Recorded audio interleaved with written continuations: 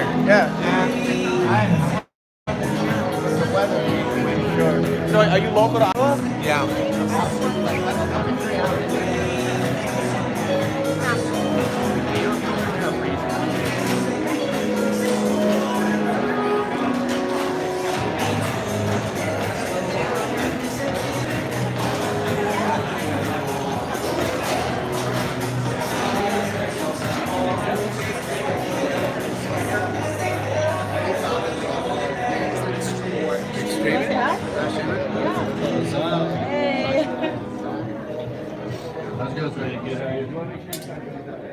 We're live. Drake University. I mean, I know the name. Okay, guys, so we're at Drake University, and today is Andrew Yang's birthday, so don't forget to donate. And this is the same place where they're gonna have the debates tomorrow. So this is interesting because Andrew didn't make the debates, but hopefully we can get a lot of people to come out to this event because this is where the debates is gonna be tomorrow. Okay, where he's unfortunately not gonna be at, but we're gonna have a big turnout here. There's a lot of people. There's a lot of Iowans, guys. I have a lot of people that I told to come here. So there's a lot of people. Okay, so far we got 30 minutes until the show starts. I'm just gonna, I know a lot of people are gonna be recording this, so I'm trying to be a little different and show you guys around. And yeah, I'm gonna be recording it too. So if you wanna stay on my channel, I don't know, but I'm gonna just show you guys around and then come back and you guys will hear Andrew talk instead of me. Okay, so let me show you guys around.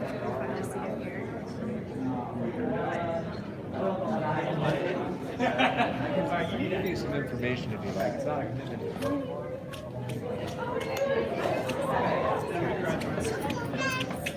Well, we're going upstairs, actually.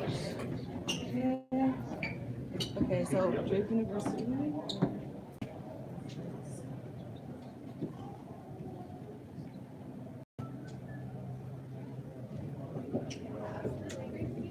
Hello. Okay, there's people coming in. This is the lobby. I'm just trying to be different, guys, because I know there's gonna be like a bunch of streams of Andrew Yang going, so I'm trying to be different and show you guys around. Okay. How does the crowd look? Okay, so far there's a lot of people coming. Alright, so show you guys. Are you looking for something? I'm just waiting for something. Oh, okay. I was trying to help you. Okay, so yeah, it should be legit, right? But there's a lot of people so far, so there's gonna be more people coming. It's just now starting, so. Okay, so.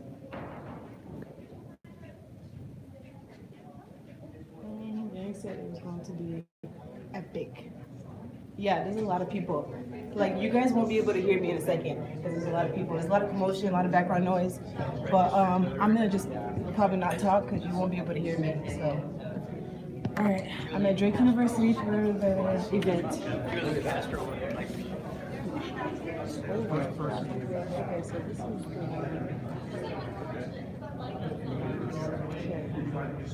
Yeah, he's, I've met him.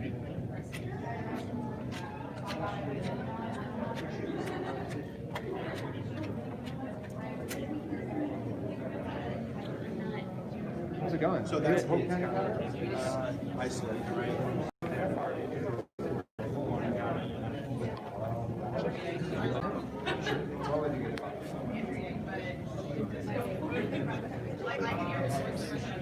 Okay, so this is the line.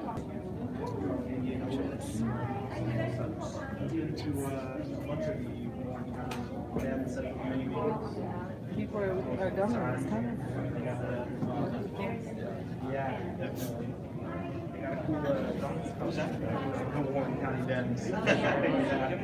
Yes, they're all for Yang. All for Yang.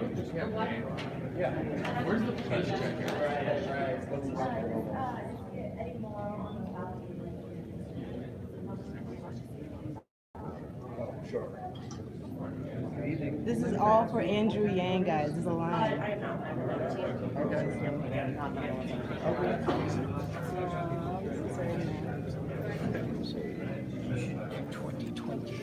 Oh, I did. I read something about that. Yeah. Excuse me, sorry. Okay.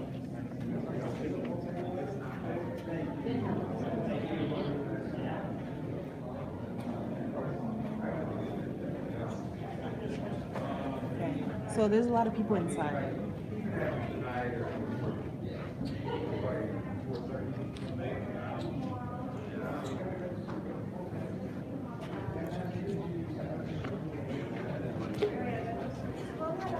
Okay, so you guys probably won't be able to hear me, so I won't talk much. I'm gonna go set this up so that I can record Andrew. Okay. Excuse me, sir. Sorry. Thank you. Someone actually asked me that.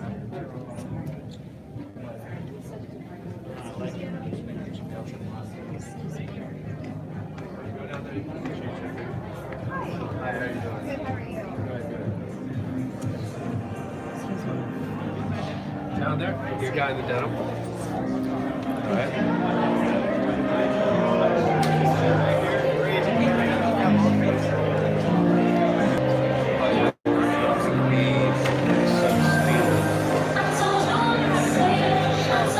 It hasn't started yet. It starts in about an hour.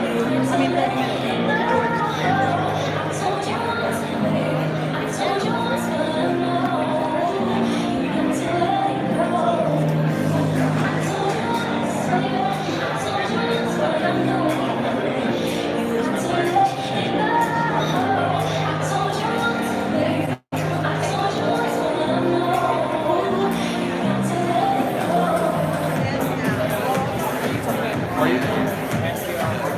And IPR.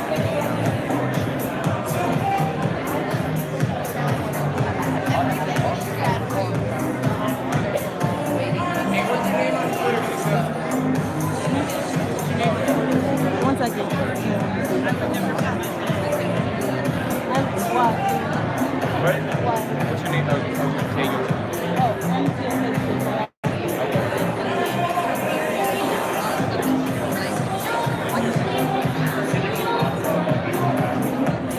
Okay, guys.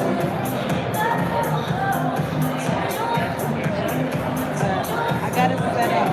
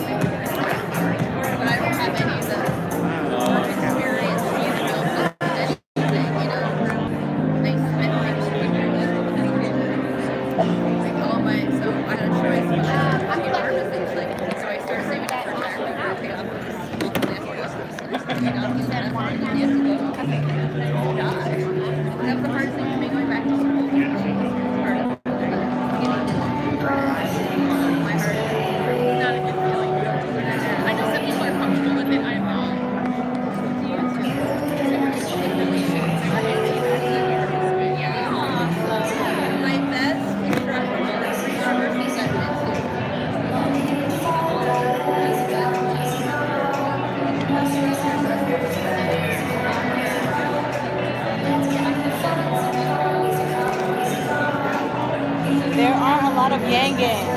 There's a lot of Iowans. A lot of new people.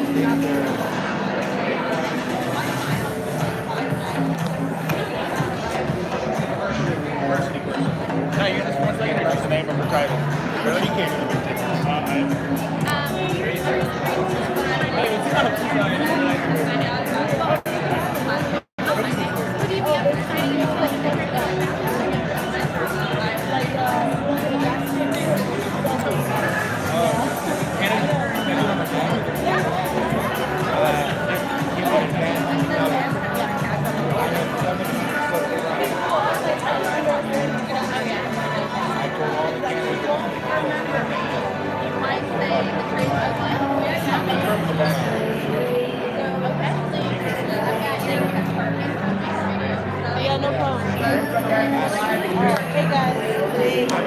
This ain't rotating my device, is it? Oh, there we go. Hey, what's up, guys? I'm live.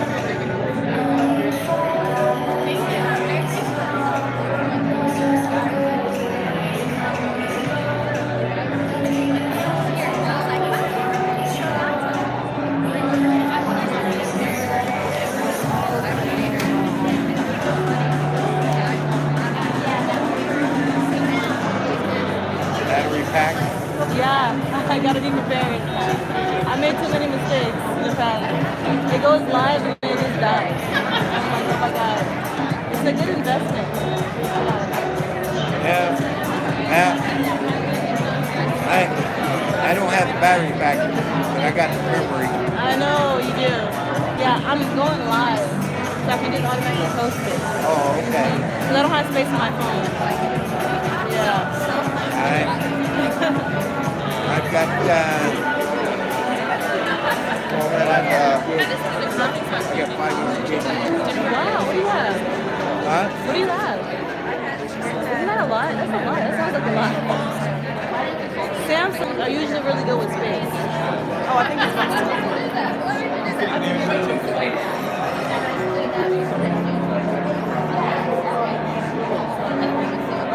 Well, yeah, guys, it's a great crowd.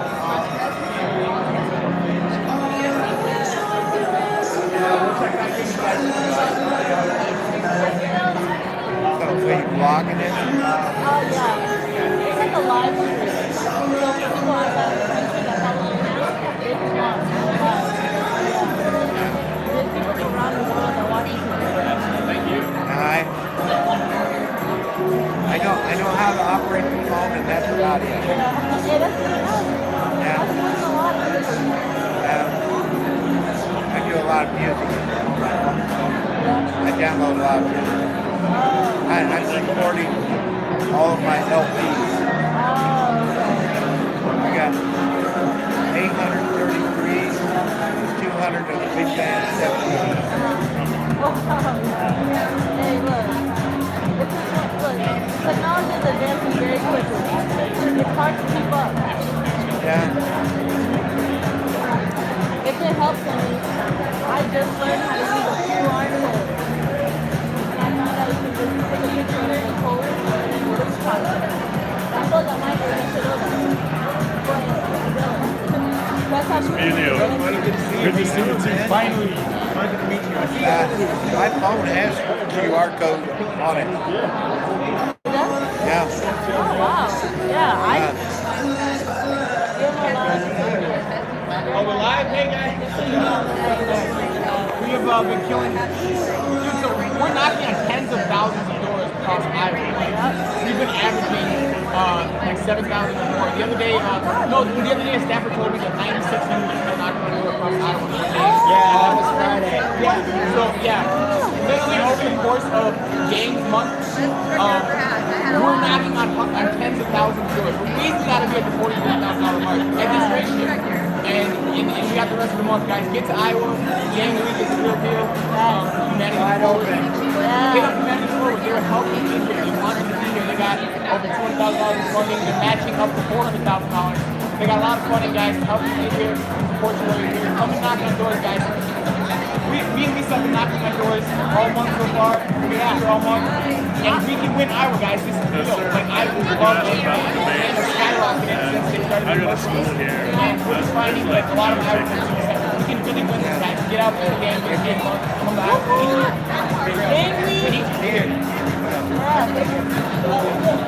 I needed something to confident.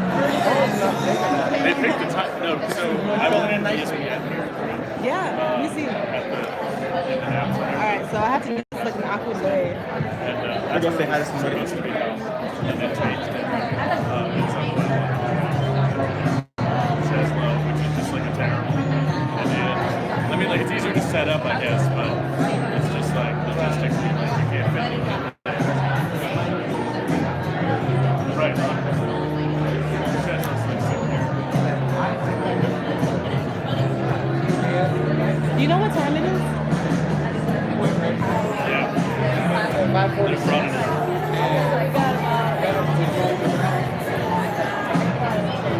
See, they should call me back.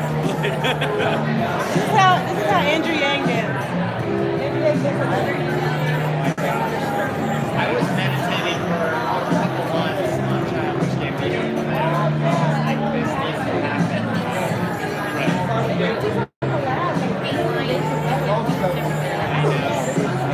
Who haven't you seen? This is the simulation where we win. That is like the coolest thing I've seen. And you know that's the silhouette from This is America. Because he's got the beard. Yeah. I know. I'm like, oh my god, like we can win this. I really feel confident. Yeah. I have. I'm gonna be here all month. Have you seen Yang? He's gonna be here all month, knocking on doors. Yeah. Oh my god. Well, I was actually way lower on money than I thought, but Gang Gang A lot of the time it's like I raised like $550 and just a little over more. Yeah. That Yang Gang is so awesome. So Yang Gang raised $500 for him so he can stay the entire month. Like, Awesome. that's amazing. That's gang gang love right there. Gang Gang love right there. Putting in work, guys, on the front line. Thank you so much for those who support all of us in any way you can. You can't be here. We're out here for you. We're out here Yeah, to we're here for you We guys. love you guys. We're passionate. We're working hard. We've been knocking on doors, caucus cards, getting caucus cards after caucus cards after caucus cards. And a lot of people are coming out tonight. Yes. There are so many Iowans in this room right now. I recognize you from about an hour ago. Yeah. Hey, when I had a chance to go to Hi everybody, we just ask you to fill in the spaces. If there is an empty space next to you, just move down to your left, please. And also, we invite our veterans who have fought for our country to come here to the front row and sit in the front with us if you so desire. Thank you, everybody. Oh, I didn't see you there.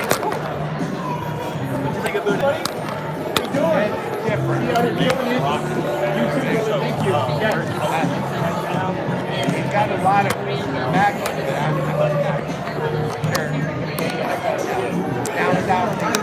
Good job, Rob. Very well good with the Southern Baptist.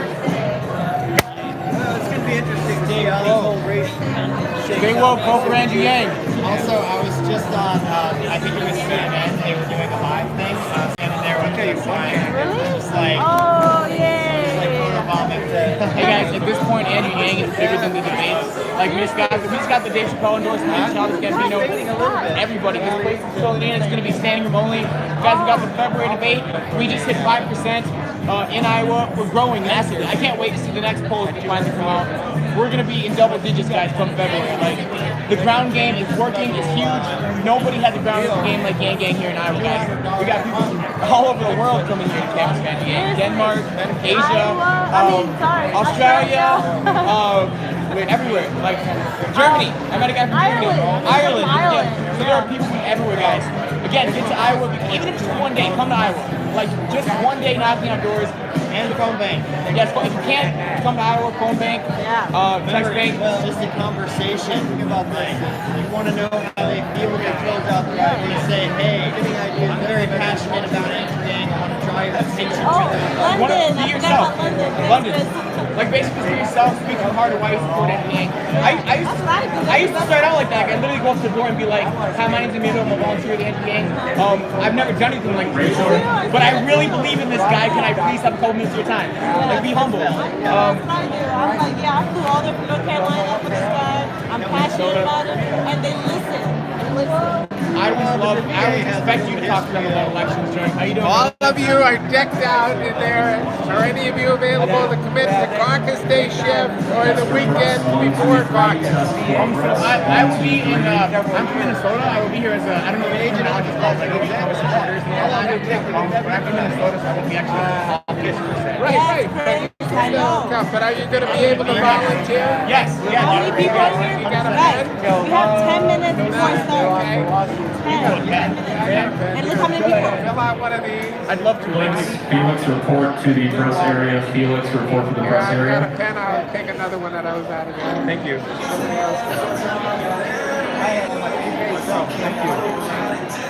I found out everybody that signed up for the 81, they were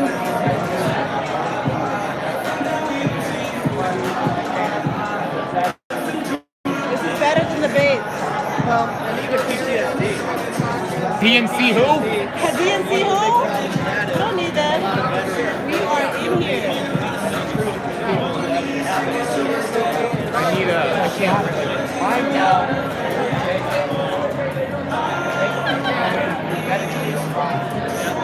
What's up, man? Good to see you. Smile. Great day. We were. Yes, I already know. I already know. It's hard for us to talk when you just sit there and you don't talk. Oh, yeah. Debates what? Debate who? Debate who? Because this looks like the debates to me. And this is the same place as the debates tomorrow, guys. Yep. Nobody is watching, by the way. Do not watch that. No. I mean, if Boycott you want, the debates. If you want, but I'm not watching Test that. for press. 1, 2, 3. Guys, like, there were Whatever polls. it's cool. There were polls released like all across the country that just wanted to select one of the DNCs, but basically Andrew's polling 5% or more, like all over. All of them. And they deliberately, because they fear Andrew Yang, like this is on purpose. They're trying to keep him down, and they're not. This is gonna blow up on him. This is gonna blow up on DNC. They're not taking into consideration all the new voters and Yang. They're polling a small percentage of older known Democrats, and it's not going to be blue no matter who. I mean, people are sick of that. Like, bringing in Trump supporters, independents, also disengaged voters. There's a whole new wave of voters coming to the polls for Andrew Yang. Exactly. I see what you're saying. Felix, report to the press area, please. Yeah, so Yang Army said when Yang wins, the DNC gotta go. And I 100% agree with that. Like, why do we even have that process? Like, who's making the decision? Who's making the decision for DNC? Tom Perez. Who is he to tell? What? That's what I think about it. Hit up Tom Perez on Twitter. Tell him he's a hater, you know. Anyways, whatever is cool, right? Whatever. Whatever is cool. No, Andrew Yang will be here in like 5 to 10 minutes. I don't have my phone. I have my phone here. Oh, another 5% national poll today. Is that true? Is that who's it from? Who's that 5% poll from? Thank you for that. Who's it come from? Another 5% national poll.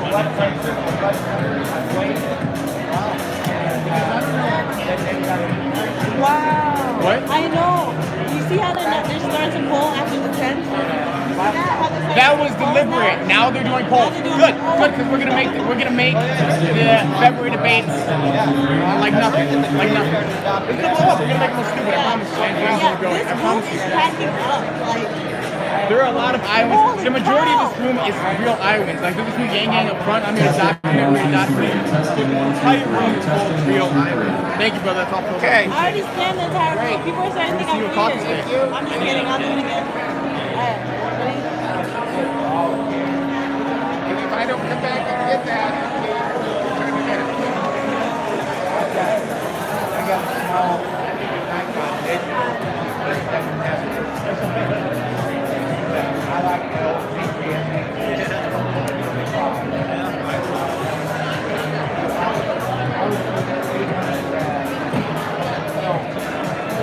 Guys, I don't know who.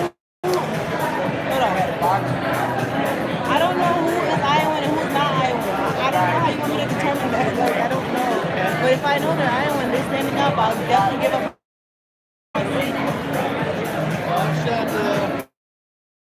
Dude, this thing makes a difference. Like I'm gonna buy one. No, buy one. Lisa's loaning me her selfie stick. I need to buy one. I'm gonna buy one. But this is awesome. Hold on.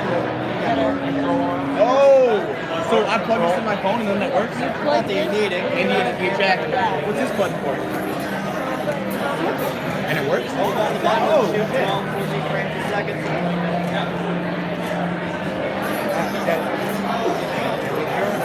Oh my gosh, so Erica got those kids here? what's going on? So Erica, she like yanked a bunch of guys yesterday, and I don't know if they're here. Wow, this room is packed. Wow, I'm so happy. Debates who? Debates where? DNC Debates who? What? You don't need it. You don't need it. People are coming out. Guys, people like Andrew Yang is for us. He's like the most realistic president a candidate to ever run. Like people are sick of politics. I'm tired. The DNC can't hold us down. We're winning. Comment for the Opening White shot. House. We got 130 people watching. How many subscribers you have? I think like 2,000. that was nice.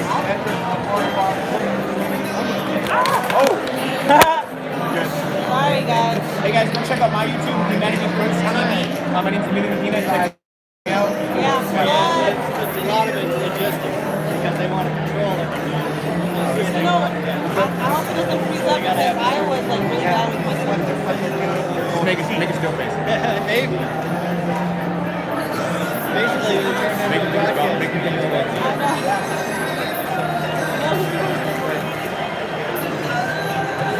Gotcha.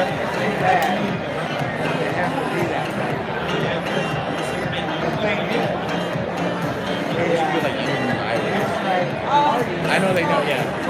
But I don't know when we're going to talk to them. I mean, hopefully. How do I determine who's on there? Like, how do you just You can tell. If they're not in Yang Gang here, they're Iowa. I mean, there are Iowans here in Yang Gang here. I'm an honorary Iowan the entire month No, of you January. are dedicated. You are dedicated. Yeah, just tearing up Waterloo, even all over the state. Like, we're not taking those for an answer. It's an Iowa answer. I know. I tell people if we're gonna make eye contact with me, like, you're dedicated. And that's one of the biggest things I tell potential Yang supporters who are Republicans. Like, you know, Donald Trump's the Republican nominee no matter what. You have nothing to lose by supporting Andrew Yang in the caucus. Switch for one day, and if for some odd reason you still want to support Trump, come generals, you can do that. But you have nothing to lose by switching the caucus for Andrew Yang for one day. Help us see the best political theater of history. Oh my gosh, we're gonna sing happy Hey guys, birthday. I'm just gonna spread that around. We're gonna sing happy Walk birthday. with me. Oh, I can't leave it live here, can I? We're gonna try to sing happy birthday to Andrew. I'm gonna catch this. Oh my gosh. Did you have $1?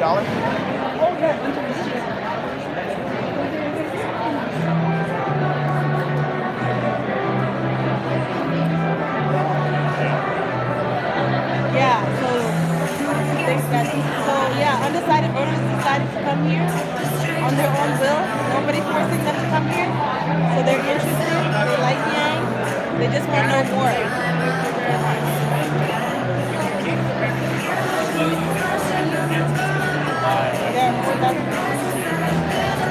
It's supposed to start at 6 o'clock. Western time. It's not Eastern, it's an hour before Eastern time. Sorry. I don't know the time. Can you watch it? But it's an hour before Eastern. So whatever time it is now in the North Carolina or East Coast, it's an hour before that.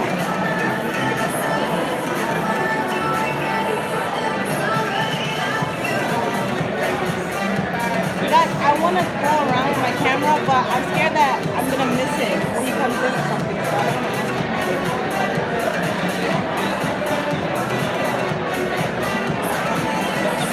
I might just take a chance. Hold on.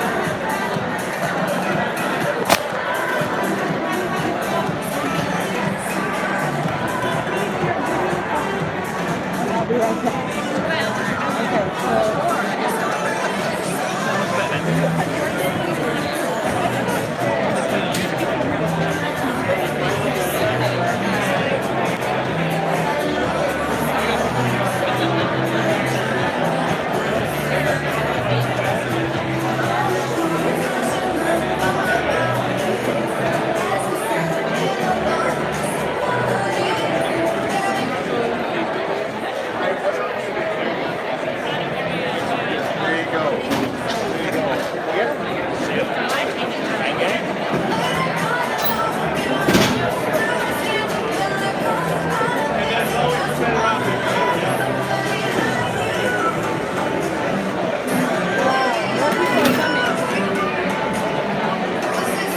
Fantastic work. Oh, thank you.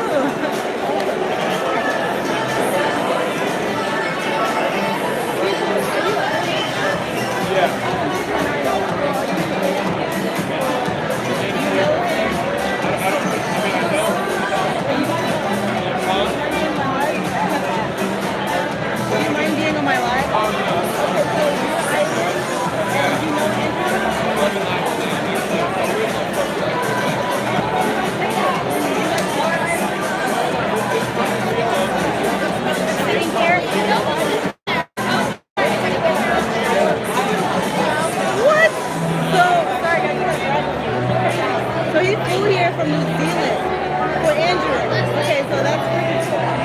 a diehard fan. No.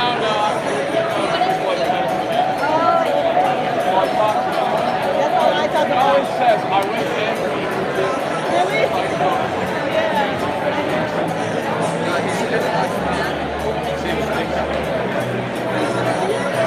What? Oh my God. Wow, that's amazing. Okay, so we got hardcore Yang Gang. I guess we're hardcore. Oh, softcore? Okay. No, Africans will go like shit. Okay. Alright, let me leave you guys alone. But thank you.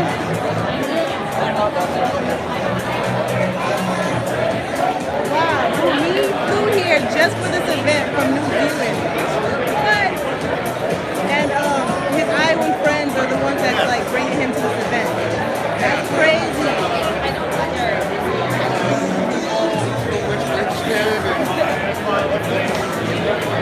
That one guy came from New Zealand.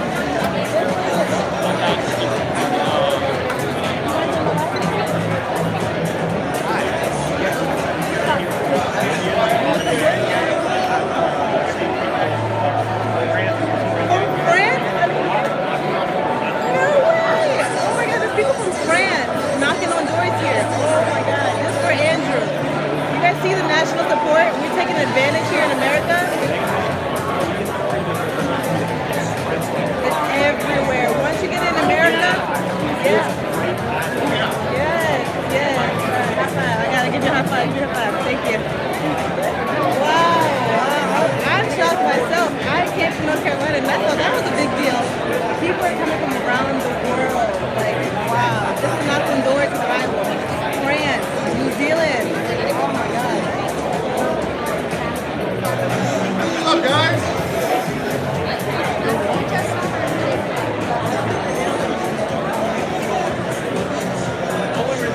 No, he wasn't French. He said other people came from France.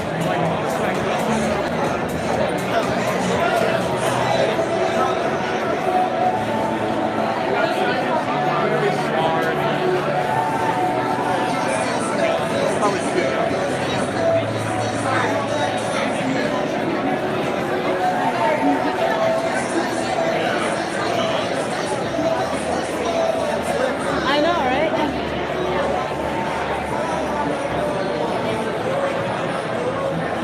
Wow. That's impressive. Are you Conrad? Are you Conrad? Yes. I'm Emily with CLE.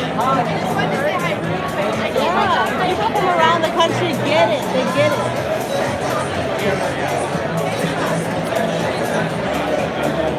Probably.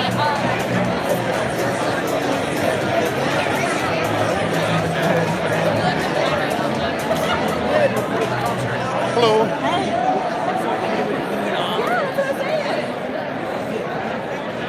Okay, so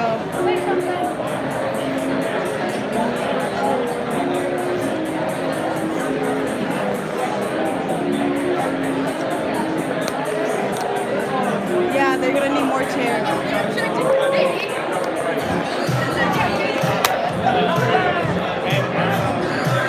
Say something.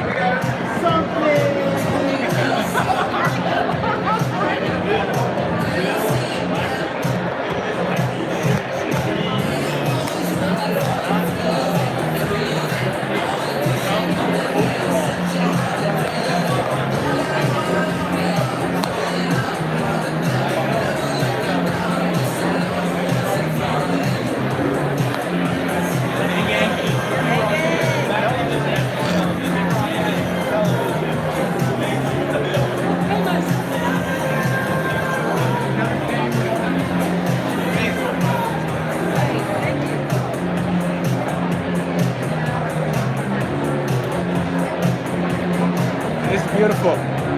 So many people. All these beautiful islands. I'm serious. I'm touched. This is great. Wow. Alright, what do you guys say?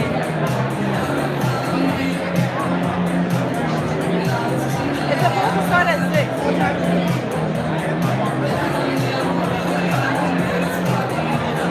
Wait. It's supposed to start at 6. It's 6:07.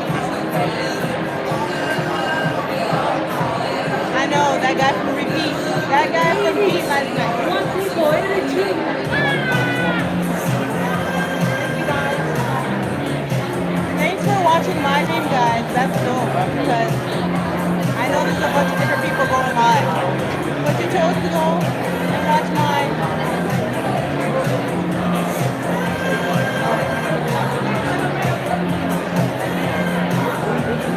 How many times am I going to show the crowd? Okay, one more time. Okay, so like when the time presents itself though, like join, like when singing the agent is not speaking, we should do it first. I'm gonna get this happy birthday song. That's my energy. Yeah. I'm letting the whole thing go. Okay.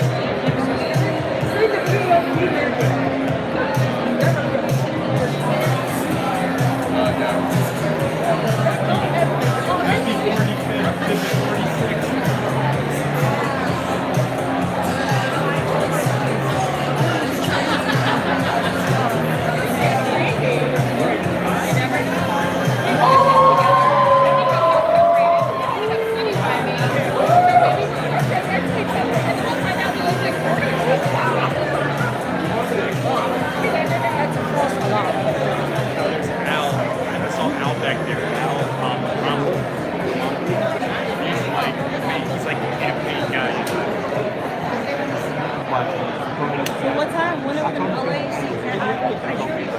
I have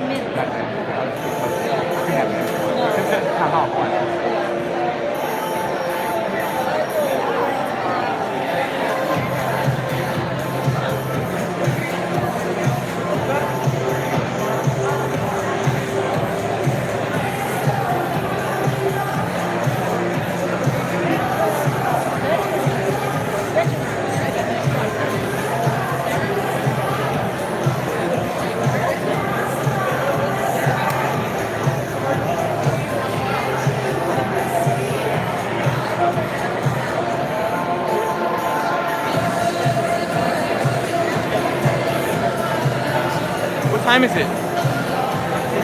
It's 6:07.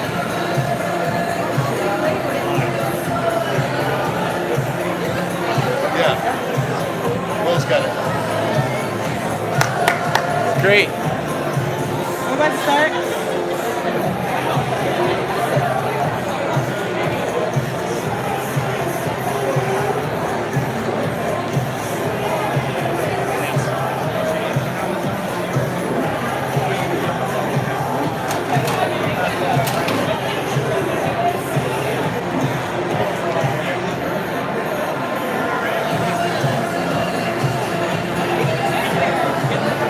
Hi everyone, if you have an empty seat next to you, please raise your hand. If you have an empty seat next to you, please raise your hand.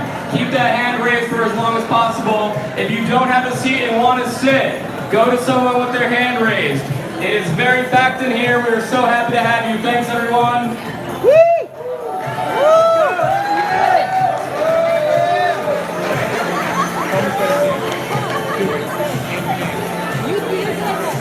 They told me not to.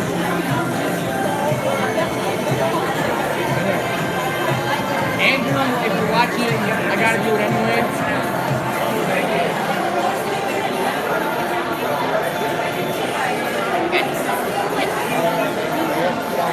Mark! Front row!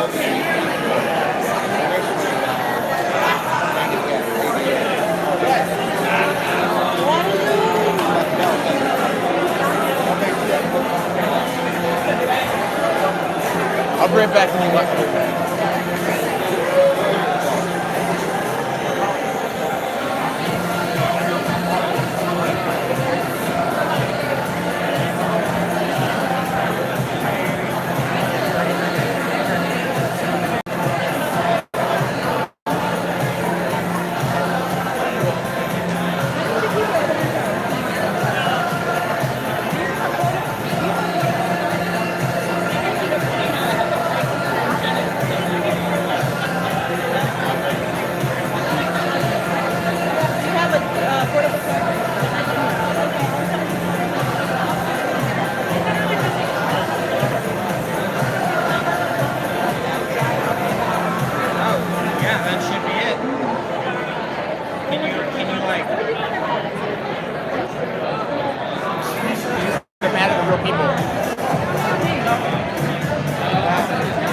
What's that?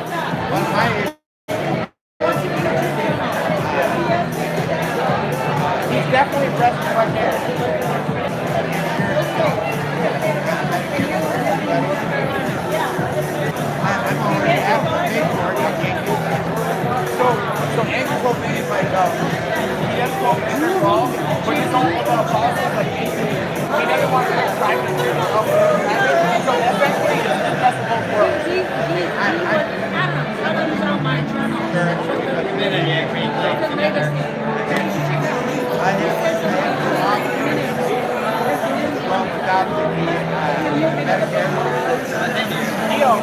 He stays around and meets everybody. He's super humble, man. If you have anything you want to ask him, take the opportunity to meet him. Thank you, Michael. By the way, they do super chat. I honestly don't know how to like give that. So if you know how to do that, get it. Tell me. I don't know how that works. People send me super chats, but I don't know how to get it. I don't know how to get it. How do you get a super chat? What? How do you get the super chat? Oh, they're supposed to be like in the bottom right corner.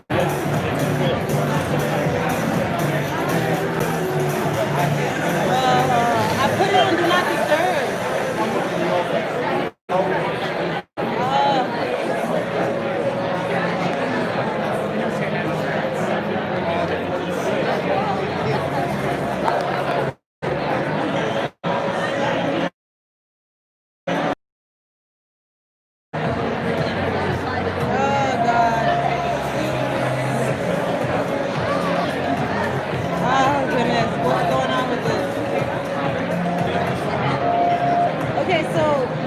People are still calling me.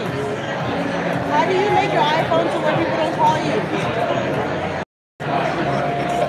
Guys, how do you make your phone to where you, like people don't call you? I don't want anybody calling me because then it like blacks out.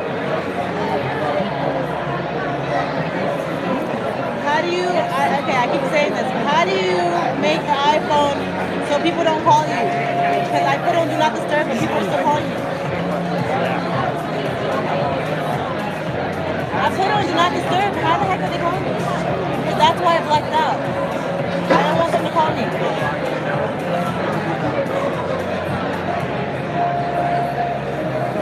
Okay, let me try to. Okay, if I black out, I'll be back. I gotta make sure nobody calls me while this happens. So let me make sure that nobody calls me. If you're watching this, do not call me. Thank you. Hold on.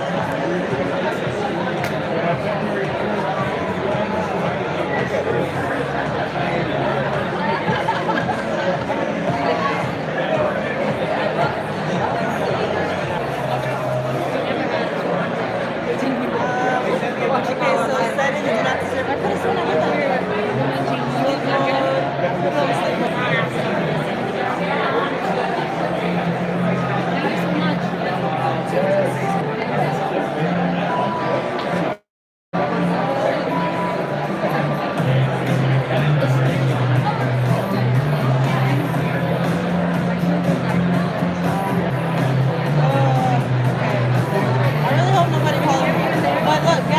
If somebody calls me, I'll be right. I'm gonna, it goes black. So I'm gonna come right back. But I gotta make sure nobody can call me.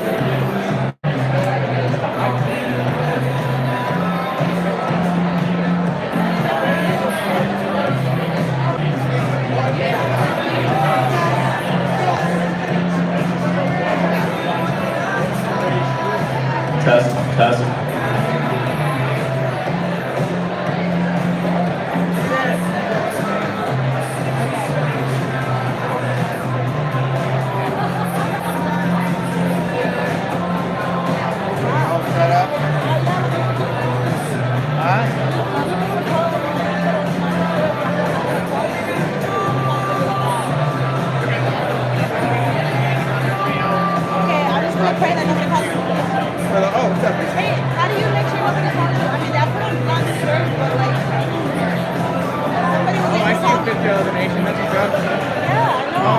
Yeah, guys, we're streaming this for you. I don't know. I'm not sure exactly. I put on Do Not Disturb until tomorrow, and I hope it works. So we're here, guys. Proud of you. Andrew Yang is moments away. Goes black. Please like and share this video. Please stop immediate blackout. DNC who? This is a fantastic proud of you guys. DNC what? Like, the debate's irrelevant. There are so many real Iowans in here, guys. All of these guys. I feel like a math test, and that's a good thing because they're all real caucus-going voting Iowans here to see and support Andrew Yang. Once again, they estimated the crowd size because we're nearing standing room only. All the seats are full, and we got all these people standing. So yes, and they're adding more seats. This is crazy. Okay, so they're adding more seats. We're breaking QR codes today. But that's what Andrew Yang does. You know, they cannot handle the crowds. It's always more than they think that it's going to be, is what I'm getting at. That's a beautiful problem to have. But yeah, guys, please like and share this video. Andrew Yang is on no his way. seats. They're getting more seats. Yeah, we'll be right back. Good evening, everyone. How's it going?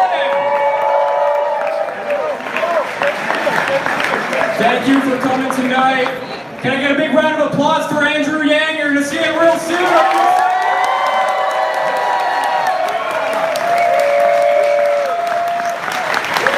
We've got an amazing lineup show for you tonight. First, we're going to pass it on to one of our best field staff in the entire state. Give them a round of applause. Thank you, everyone, for being here tonight.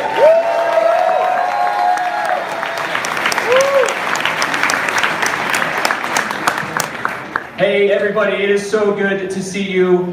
Thank you so much for coming out. We really appreciate you being here. My name is Mike French. I was born and raised here in Des Moines, Iowa. I graduated from East. Some of you might know. So I'm a part of this campaign as a field organizer. I work a lot with volunteers. Our volunteers are very important to us. But you know, I have a very personal reason for following Andrew, and that's because I grew up with a mother who was challenged. She's got a lot of disorders. She's got very poor mental health.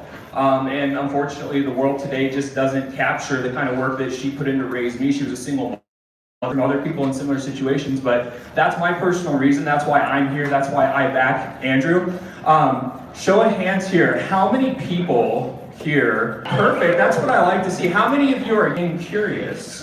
Okay. That's great. So, my challenge for you tonight is, by the time that this is over, you guys are going to be Yang Yang.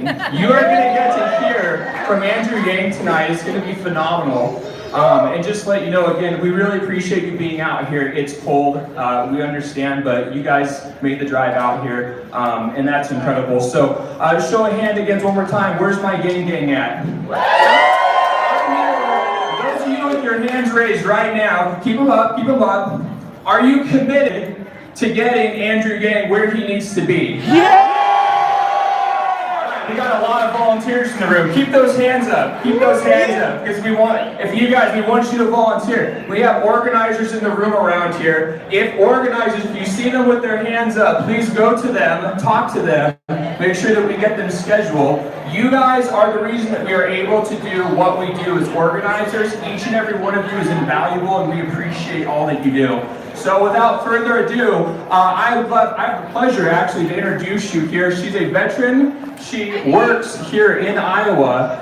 Give it up, please, for Heidi Day.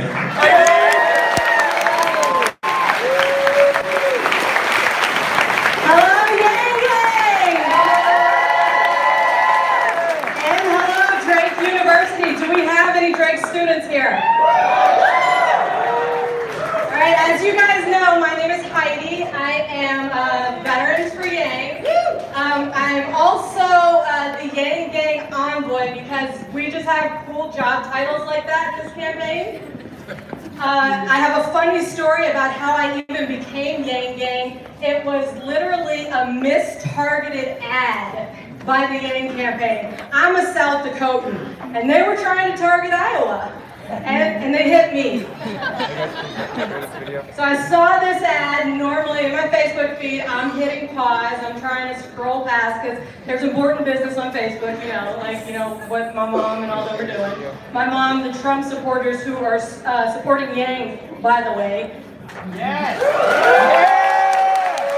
South Louisiana, my family, Trump supporters, supporting Yang. Yes! Yeah. So I was scrolling through my Facebook feed, and this ad started to play, and I started to mute it, but I was like, wait, that's that guy giving away money.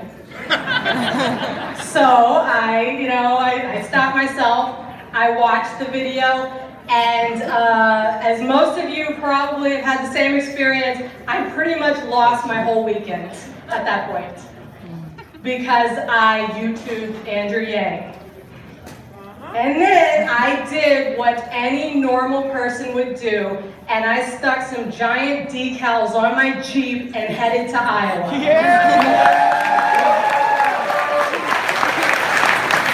Because I had to tell you guys about Andrew Yang.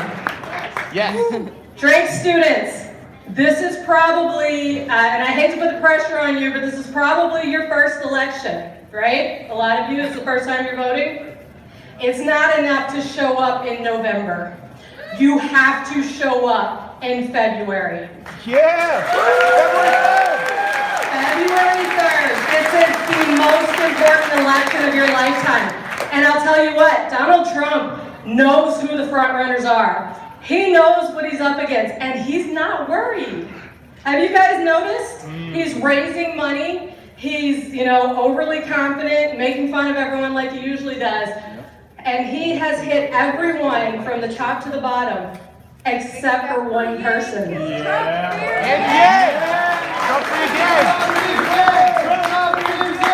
And you know why that is? And he told us why it is. A year ago, when Democrats started, entering the field, he had a rally and he told his supporters that the only thing he fears is some total unknown coming into the race. Andrew Yang! Andrew Yang. And that's why this is the most important election of your lifetime. Because Andrew Yang beats Donald Trump. Yeah!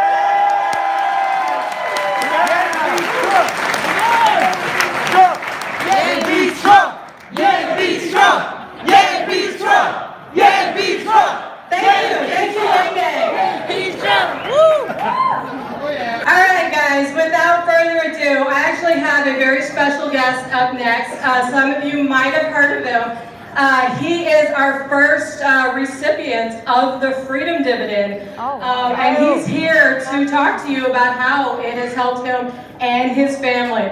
So, without further ado, I'd like to welcome Kyle Christensen.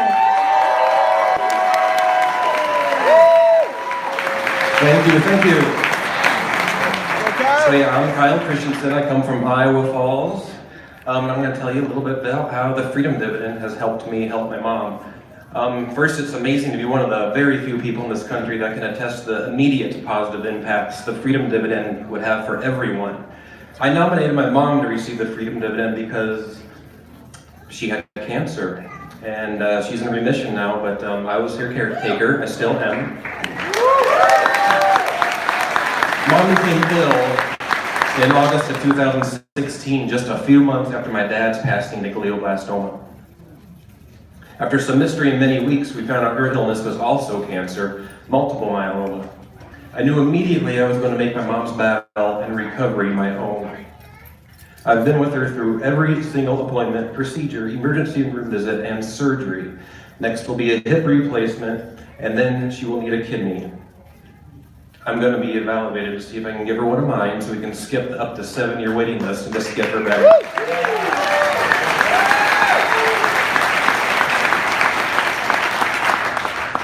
Before Mom's stem cell transplant, we had a long day of tests. It was like 12 hours.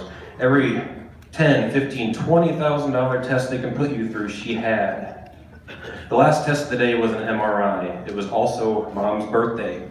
She was weak from the 8 prior months of chemo, so I was pushing her around in a wheelchair.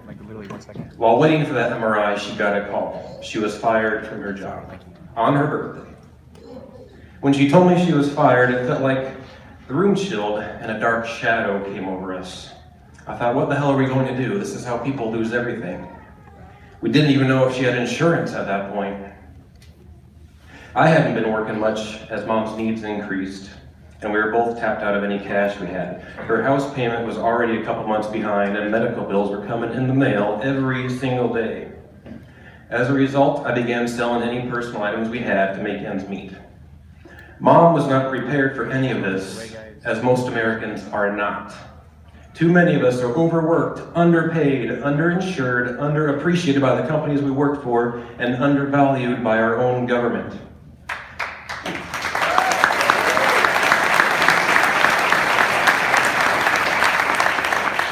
We do not have the money or the time to prepare for any emergency, let alone a life-threatening emergency. But I kept working, I kept trying, and I was able to get some small degree of traction even before I was given the freedom dividend. But with this freedom dividend, we have been able to recover quicker and breathe a little easier. Mom, like so many, was living with just the minimum Social Security disability income. Her money would often come in and go out the same day, but usually leaving her in the red.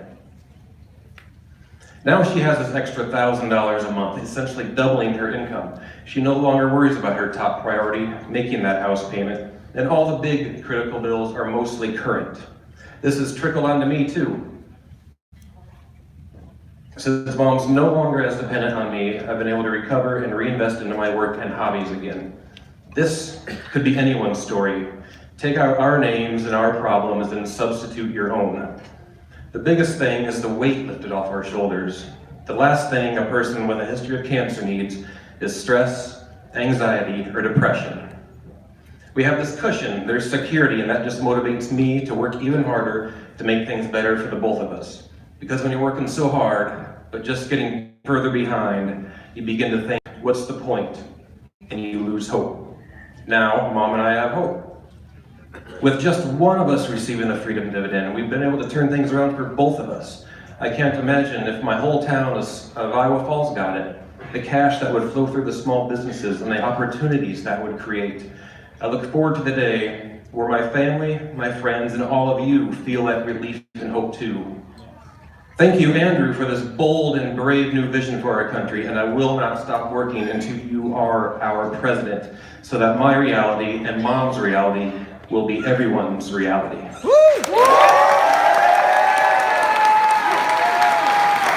Thank you, thank you. Also, happy birthday to Andrew. All right, let me introduce Mr. Al Womble.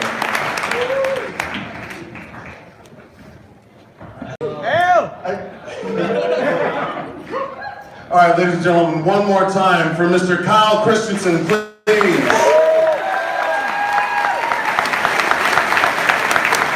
And I know it's already been said, but I'd like to say it again. Welcome to my alma mater, Drake University, the best university in America. Got some Bulldogs out there tonight? Can I hear you guys? I tell you what, everywhere I go, this staff is so very tired of me talking about Drake University because I always say Drake people are my absolute favorite in the world. And you have proven me tonight that when Drake Bulldogs show up somewhere, we roll strong. So thank you very much, Drake University. I also want to say that, you know, for me, when it comes to being someone who supports Andrew Yang, it's not because of any big slick advertisement that I saw. It's not because of any commercial or anything like that. It's because some very wonderful women in my life. And one of those right away is the smartest woman I know, my wife. And yeah, that's right. Some of you know my wife, and if I didn't say that, I would go home tonight and possibly sleep in a couch or on a doghouse. But you see, we had a great chance to see Andrew Yang up at the 2017 Iowa Wingding. And there are a couple other candidates there, and I won't say who they are now. Some of them are no longer around. But you know, after Andrew got done speaking along with all the other candidates, as we were driving home to Des Moines, I turned to my wife and I said, you know, honey, what did you think of the different candidates out there? And my wife turned to me and she said that, you know what? Andrew Yang is the only one who's actually offering real solutions to help normal people in their lives. And I think Kyle Christensen just proved that here today. That's right. And another woman that helped me prove to me that, you know, Andrew Yang is the best hope for our future, because I, like Andrew, I am a parent and I'm a patriot. I love my country and I'm concerned about the future for my daughters, is that, you know, my daughter works at Walmart. Now, any of you shop at Walmart out there? Yeah, it's okay, you can admit it. I'm not gonna yell at you for it. about retired. Well, you see, the problem that I ran into is that my daughter's Walmart, you know, first they started with those self-checkout machines on one side of the store. And then they came on the other side of the store. And then they started creeping closer and closer to the middle. So in the beginning, when I would go to my daughter's store and I saw people checking individuals out, I'd see at least 10 people checking individuals out. You know now how many individuals I see out there checking people out? Anybody want to guess? 2! That is the correct answer. In a very short period of time, it went from 10 individuals with jobs, maybe not the greatest jobs in the world, but those were jobs individuals needed to take care of themselves, to take care of their family, to help make sure that they could make ends meet. And in just a very short period of time, we saw the loss of 8 individuals, and we saw the growth of many different machines in that store. And then the last person would be somebody that I met in a little town called Red Oak, Iowa. Now, this was a woman who had gone ahead and divorced her husband because he was, you know, a meth addict. She then found herself working 2 different jobs in order to take care of herself and her child. And she said to me, one of the most heartbreaking things that I ever heard was that she was making too much money in order to make state assistance, but was not making enough money in order to buy health care. And ladies and gentlemen, to me, that is one of the problems. That's why the Freedom Dividend will do exactly what it says and offer people freedom. And I'd love to introduce to you the man who's going to bring that freedom to the United States. Ladies and gentlemen, the next president of the United States, Mr. Andrew Yang.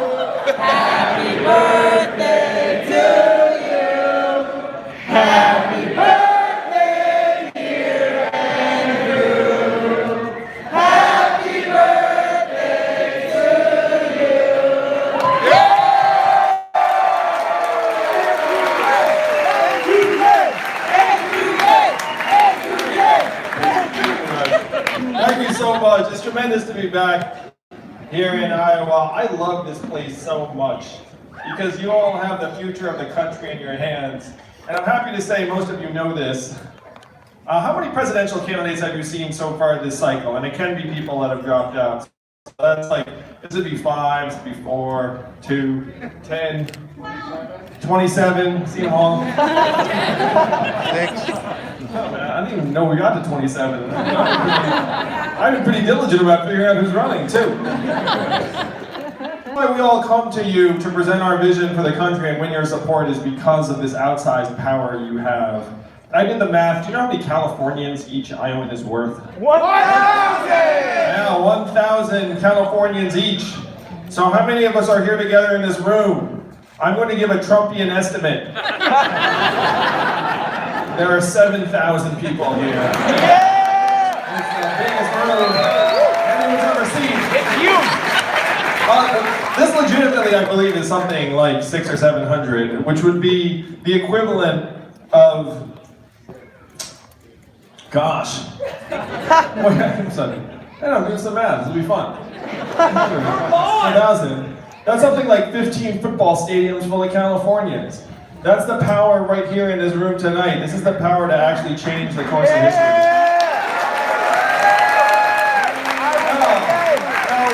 And I know some of you know this power. Some of you are incredibly diligent about how you're going to make use of it. Others of you are kind of new to it. You're just living your lives. Maybe you go to school here at Drake. How many of you are students here at Drake? You get a sense of that? Yeah, so you may be new to this, but it is true. It's up to you to do something that the rest of the country only dreams of. Most of our fellow Americans look up and see our government as a series of pipes that are just clogged full of money. Clogged with millions and millions of dollars of lobbyist cash, and they despair around our country that there is nothing they can do to change it. Americans are smart. They can generally do nothing to change it. It is going to be up to you all to change it on February 3rd and flush the pipes clean.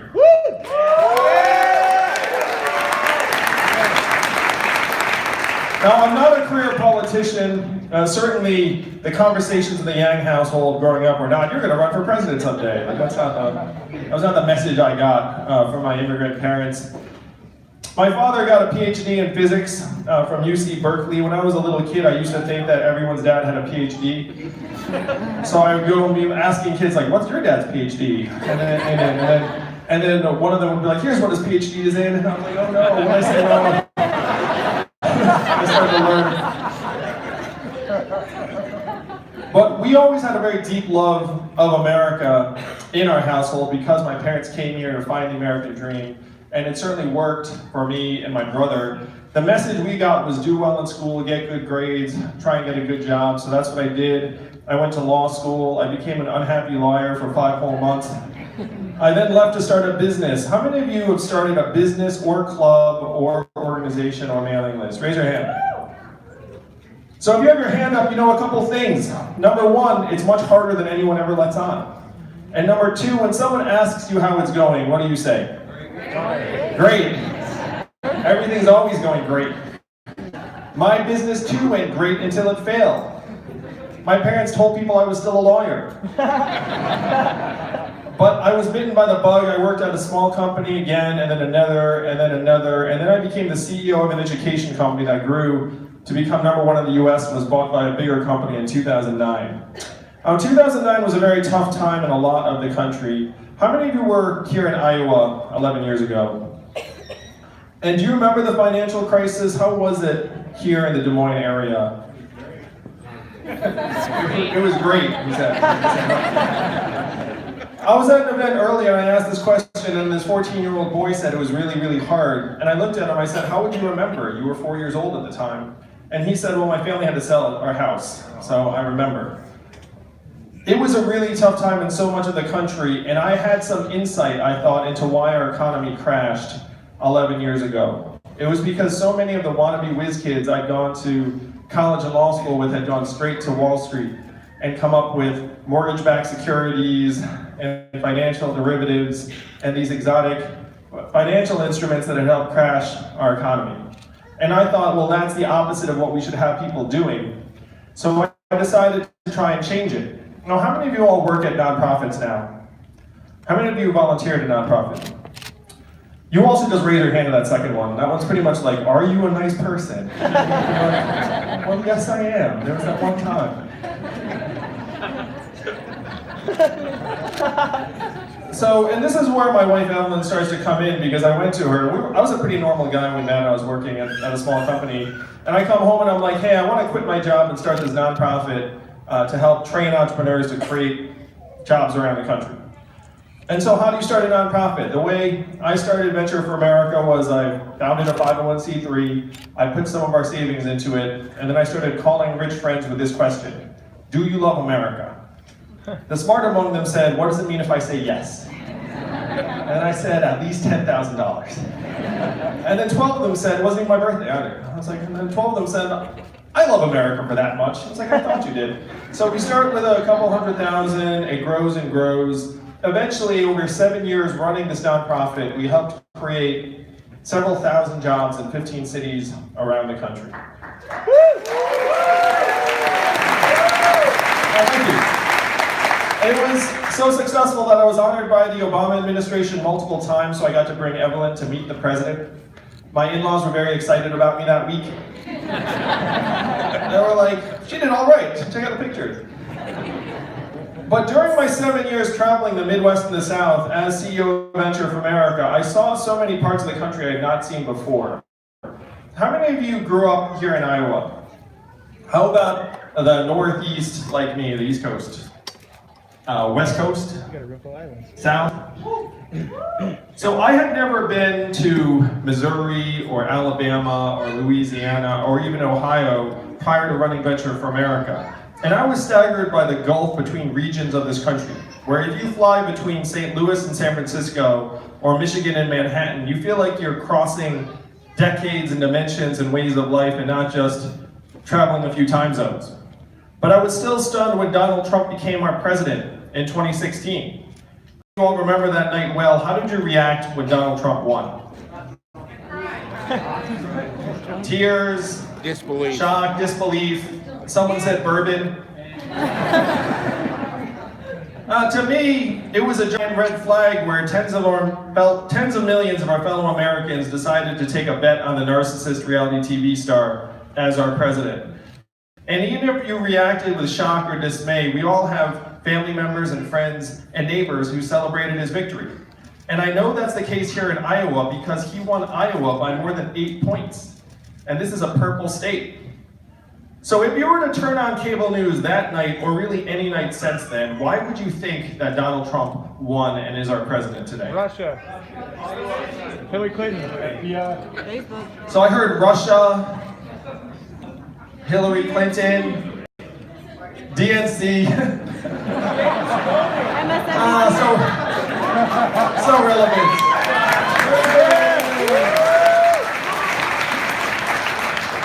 I heard Facebook. Go ahead and shout out from the back. Insecurity. Insecurity, yes. MSNBC. Emails. Not a politician. Fear. Immigrants. Despair. Reality star. Facebook. Yeah, no, we'll get there. So these are the reasons that have been presented to us in some kind of mixture and said this is why Donald Trump won. But Des Moines, I'm a numbers guy. I went looking through the numbers for an explanation, and I found it. We blasted away 4 million manufacturing jobs over the last number of years. And where were those jobs based primarily? all the swing states. Michigan, Ohio, Pennsylvania, Wisconsin, Missouri, and over 40,000 right here in Iowa. I have been to the towns in Iowa that have lost those manufacturing jobs. And after the plant or factory closed, the shopping district closed, people started to leave, the school shrank, and the community has never recovered. I have seen the exact same thing play out in Missouri, Michigan, Ohio, and around the country. And unfortunately, what we did to those jobs is now shifting to other parts of our economy. How many of you have noticed stores closing around where you live here in Iowa? And why are those stores closing? Amazon. Amazon, that's right. Amazon is soaking up $20 billion in business every single year, closing 30% of our stores and malls. Most common job in the economy is retail clerk. And Al spoke about this. The average retail clerk is a 39-year-old woman making between $8 and $10 an hour. What is her next job when the store closes? How much did Amazon pay in federal taxes last year? 0! That is your math, Iowa. 20 billion out, 30% of your stores and malls closed forever, you get 0. Now, it's not just the self-serve kiosks we can see in the McDonald's or the grocery store or the CVS. The changes are more pervasive. When you all call the customer service line of a big company and you get the software or bot, I'm sure you do the exact same thing I do, which is you pound 000, say human, representative, like over and over again until someone picks up, right? Raise your hand if that's what you do. Oh yeah, we all do that. That software is terrible. As soon as you hear it, you're like, oh man, I hope this company still employs a human, and then you just try and get to one. But in 2 or 3 short years, the software is gonna sound like this. Hey Andrew, how's it going? What can I do for you? It'll be fast, seamless, peppy. What will that mean for the 2.5 million Americans who work at call centers right now making $10 to $14 an hour? They're out of a job. How many of you all know a truck driver here in Iowa? There are 3.5 million truckers in the country, 94% men, average age 49. My friends in California are working on robot trucks that can drive themselves. A robot truck just transported 20 tons of butter from California to Pennsylvania 2 weeks ago with no human intervention. Why 20 tons of butter? I have no idea. But if you Google robot butter truck, you will see the article.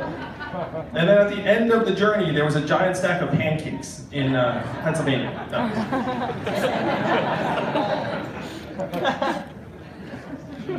What will the robot trucks mean for the 3.5 million truckers or the 7 million Americans who work at truck stops, motels, and diners around the country that rely upon the truckers getting out and having a meal every day? How many of you have been to Iowa 80 in Davenport? Yeah, me too. They have a really reasonably priced buffet. They say that 5,000 people stop at Iowa 80 every day. How many people will stop there when the trucks no longer have drivers? Iowa, we are in the midst of the greatest economic transformation in the history of our country. What experts are calling the fourth industrial revolution. When is the last time you heard a politician say the words fourth industrial revolution? Just now. 3 seconds ago. And I am barely a politician. So after Trump wins in 2016, I go through the facts and figures in 2017. I say, oh my gosh, we're scapegoating immigrants for things immigrants have next to nothing to do with. We're going through this transformative period. So I went to our leaders in DC and I asked them, what are we gonna do to help our people manage this time, this transition? And what do you think the folks in DC said to me when I said, what are we gonna do? We can't talk about that. Go away. Don't talk about it. Someone at another event made that Scooby-Doo noise. It was like, oh, oh, oh. The 3 big responses I got from the folks in DC were these. Number 1, we cannot talk about this. Number 2, we should study this further. And number 3, we must educate and retrain all Americans for the jobs of the future. How many of you ever heard something like that? But I'm the numbers guy and I looked at the studies. So I said to the folks who said we're going to educate and retrain everyone, I said, hey, do you want to know what the effectiveness rate is of government-funded retraining programs were for the manufacturing workers who lost their jobs? You all want to guess what those effectiveness rates were? 0. So I'm anchoring you very low, so you know it's low, but you also know it's low because you're human beings and you know what other human beings are like. And if you had 1,000 manufacturing workers walk out of the factory that closed, they don't all say, all right, I'm ready for my coding skills training. You know, and then they go in being like, oh, this is what I've wanted to do the whole time. And then 6 weeks later, they're out being like, time to get hired by IBM. We know that's ridiculous. The real life success rates of those government-funded retraining programs were between 0 and 15%. Almost half of the workers who lost their jobs in the manufacturing industry in the Midwest never worked again. We then saw surges in suicides and drug overdoses in those communities. New work. When I said this to the folks in DC, they said, well, I guess we'll get better at the retraining programs then. And then they went back to their lunch. One person in DC said something that brought me here to you all today, Des Moines. He said, Andrew, you're in the wrong town. No one here will do anything about this because fundamentally this is a town of followers, not leaders. And the only way we will do anything about it is if you were to create a wave in other parts of the country and bring that wave crashing down on our heads. And I said, challenge accepted. I will be back in 2 years.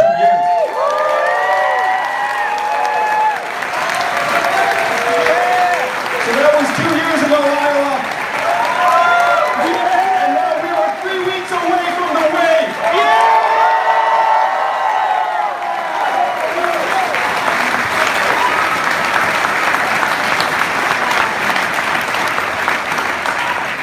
I know many of you had not heard of me until quite recently. How many of you are here because you saw a TV ad?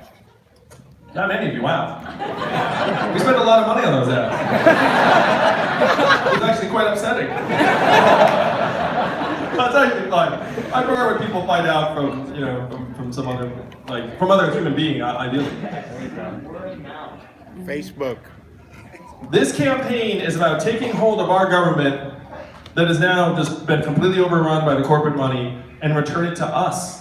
And then rewrite the rules of the 21st century economy to work for you, to work for your families, to work for communities. I know if you're here today, at some point you heard there's a man running for president who wants to give everyone $1,000 a month. And I know the first time you heard that, you thought that's a gimmick, that's too good to be true, that's not possible. But this is not my idea, Iowa, and it's not a new idea. Thomas Paine was for this at the founding of the country, called it the citizen's dividend for all Americans. Martin Luther King, whose son I had the privilege of meeting with in Atlanta, was fighting for this in 1968 when he was killed, called the Guaranteed Minimum Income. We celebrate his birthday every year, but we don't actually celebrate what he was fighting for when he died.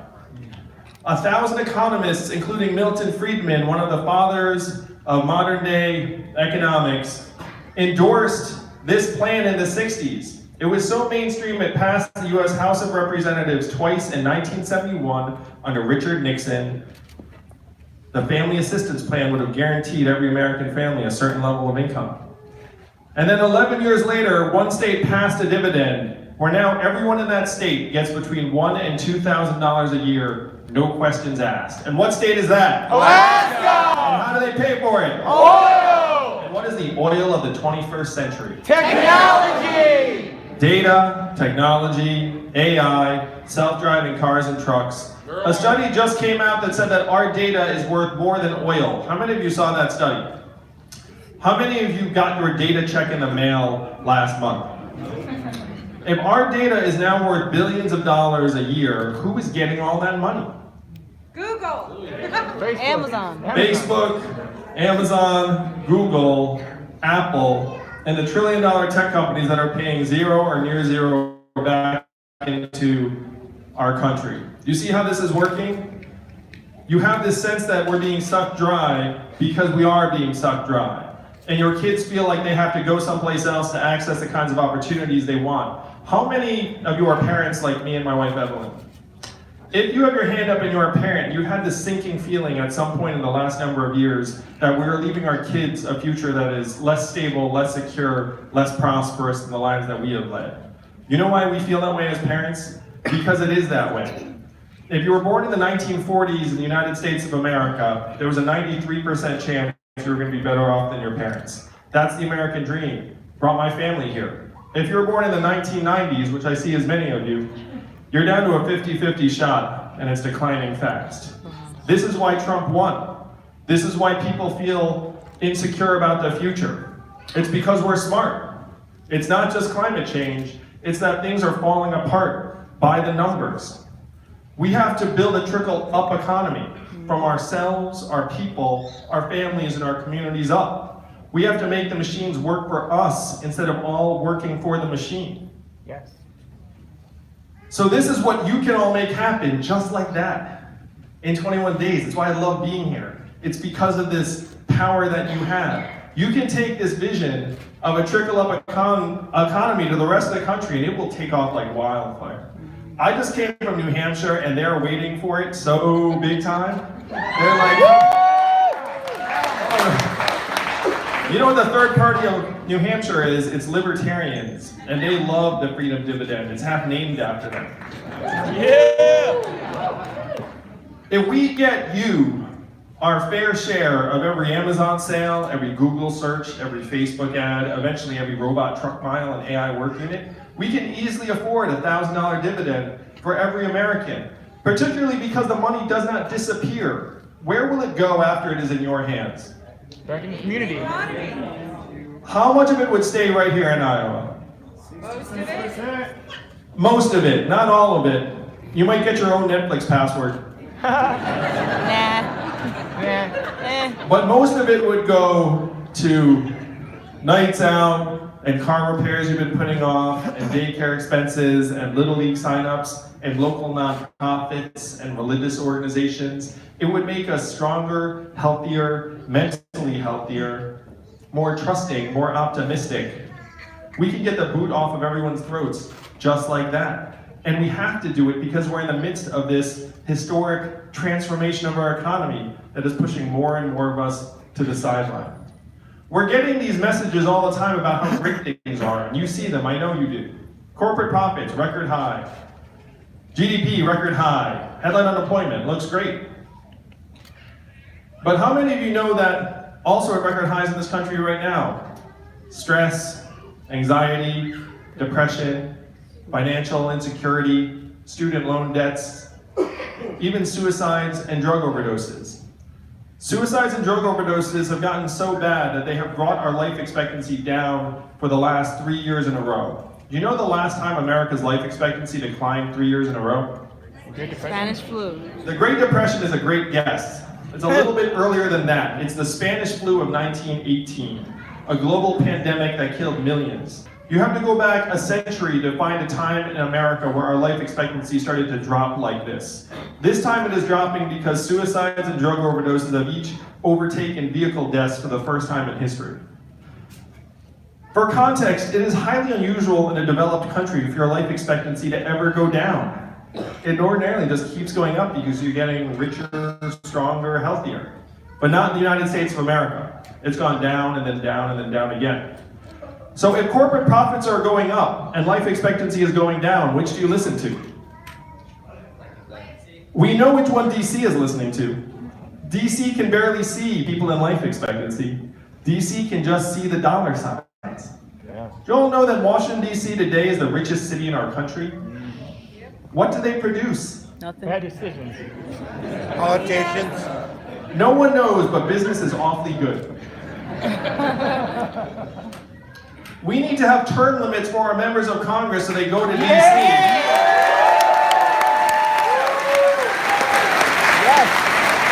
Their job should be to get something done for us and then come home.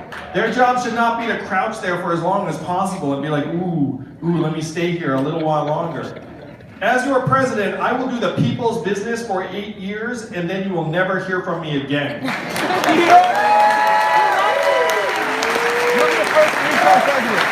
And I'm certainly not going to stay in that town an extra day.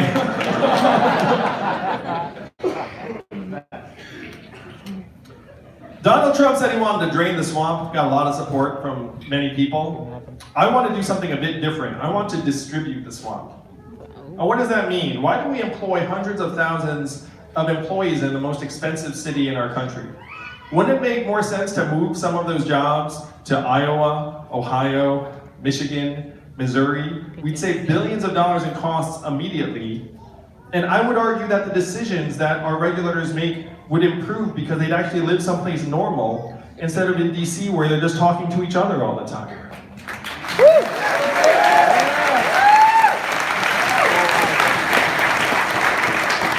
So here are some of the ways we can retake our government and get it working for us. They're telling us how great things are, but we can feel there's something wrong going on where we work and live every day. And as usual, we have it right, the numbers are heading the wrong direction. I know how wrong the numbers are because of my own family. My wife Evelyn is at home with our 2 boys right now, one of whom is autistic. How much is her work measured at in our statistics every single day or year? 0. That's a 0. And it's not just Evelyn and stay-at-home parents like her around the country, or caregivers like Kyle who are taking care of ailing loved ones, or volunteers and activists in our communities who are trying to make them better, or coaches and mentors who are trying to make people stronger, or 98% of the artists who can't actually make ends meet with their creative pursuits, or increasingly local journalists. We have put 2,000 local papers out of business over the last number of months. How does a democracy function if no one knows what's happening in their community? True.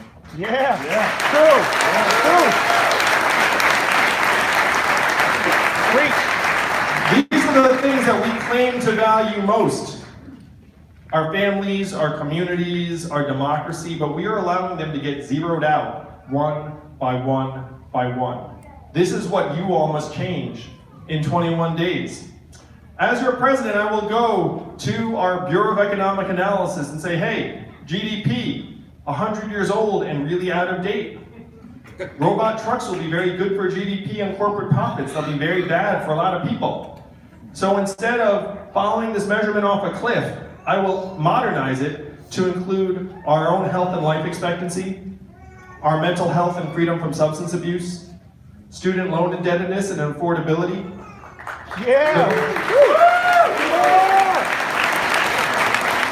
Clean air and clean water and environmental sustainability.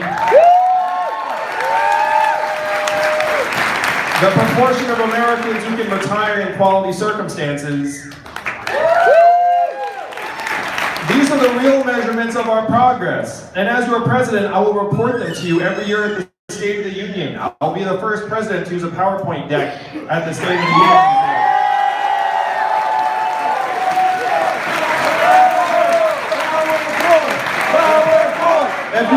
visual, you definitely came to the right place.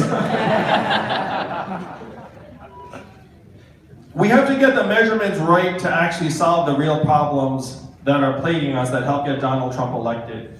The Democrats, to me, are acting like Donald Trump is the source of all of our problems. He is not. He's a symptom, and we have to cure the disease. This is the case you have to take to the rest of the country in a few short weeks, Des Moines. We have to let people know that we're after the root causes and not just blaming Donald Trump for problems that were here long before he got to the White House.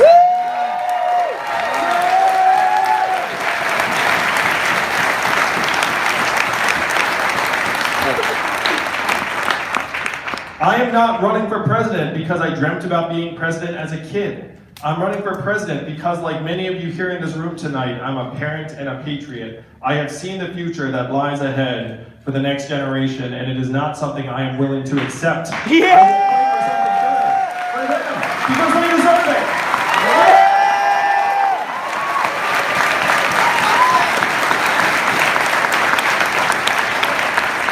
Donald Trump is our president today because he had a very simple message. He said he was going to make America great again. And what did Hillary Clinton say in response? It's already great. It's already great. America's already great. You remember that, Des Moines?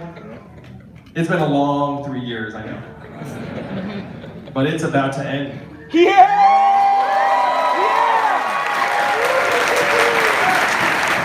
That was not the right response because we need to acknowledge the depth and severity and reality of the problems in our communities. But then we need real solutions to move our country forward. What were Donald Trump's solutions? Build a wall, turn the clock back, bring the old jobs back. We have to do the opposite of these things. We have to turn the clock forward. We have to accelerate our economy and society to rise to the real challenges of the 21st century. We have to evolve in the way we see ourselves and our work and our value. I am the ideal candidate for this job because the opposite of Donald Trump is an Asian man who likes math. Thank you.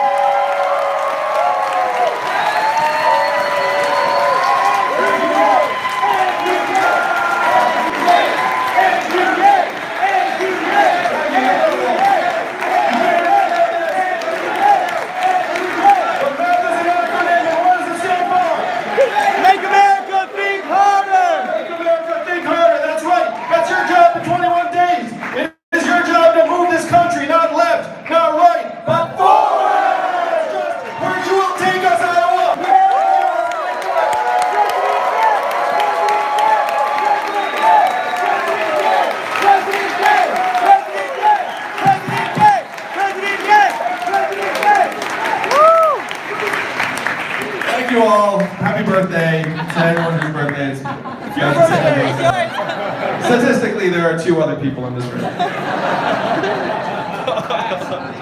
So I know it's a big group, but I'd love to take some questions. We built in significant time for a Q&A. So I will let someone run that mic. We're trying to go man-woman as well. So just know after someone answers, you should wait until someone of the opposite sex.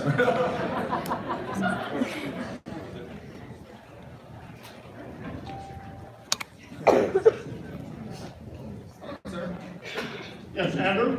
Yes. My name is Lawrence Alley, and I want to thank you personally for the sacrifice that you're making for all of us. Woo! Yeah! Family coming out here and running for president. We really appreciate that deep down. Thank you, Lawrence. Whenever I get thanked, I say thank my wife because 1, she let me run, and 2, she sacrificed more than I am. But thank you very much. Well, exactly. And I have an 11-year-old grandson, and he's part of the reason I'm here because he says you're the only candidate that's really talking about climate change. Yep. Can you expound upon that a little bit? I would love this. Thank you for the question. How many of you all are concerned about climate change? Yeah, me too. It's here now. My big message to politicians is we should stop pretending like we're going to prevent climate change. We are already on the curve. You've seen the floods. You've seen the fact that the last 4 years have been the 4 warmest years in recorded history. How many of you have seen the pictures from the Australian wildfires? Oh my gosh, is that not just the most apocalyptic nightmare movie come to life? 1 billion animals died.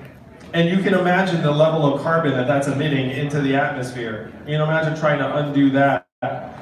Right now, the United States of America needs to move towards a sustainable energy future as fast as possible. As your president, one of my first moves on day one will be to put a price on emissions, put a price on carbon and pollution. We then take that revenue and start moving it towards renewable sources of energy. We zero out the subsidies that we've been giving to the fossil fuel companies for years and years and say, look, you're already super profitable. These subsidies do not make any sense. We're going to move them over to renewable energy sources. The big challenge ahead of us, and there are many, but the big challenge is that the United States of America is only 15% of global emissions. If you look at the rest of the world, China is going to African governments and saying, great news, we've got a coal-burning power plant for you. And then what does the African government say in response? Sure, we'll take it, because we just want cheap energy. And if it's dirty, no skin off our back. So how do we change that from happening? We have to be at that table with the African government and say, do not take the coal-burning power plant, take these solar panels instead, and we will subsidize them to a point where this is a no-brainer for you.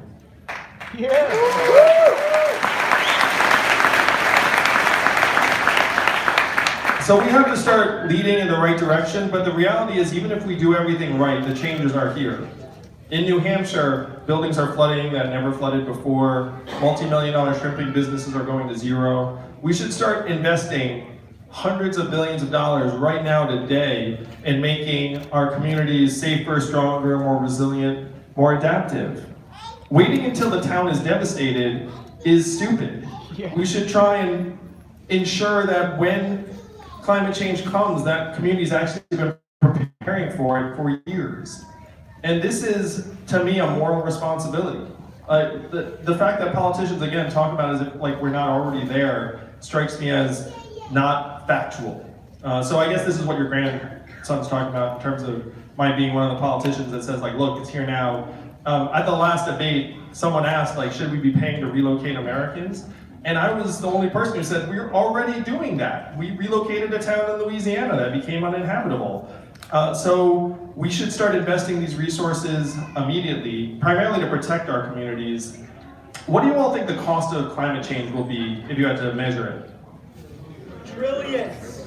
For context, the US economy is $21 trillion a year.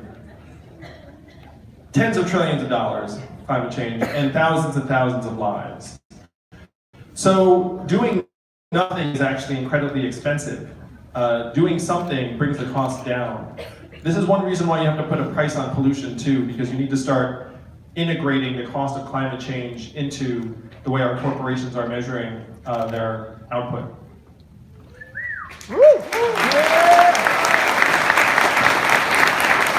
But yeah, so I'm very, very serious about climate change. And I have some very smart scientific friends who are working on certain things that might be able to make things incrementally better. I was endorsed by Elon Musk. How many of you knew that?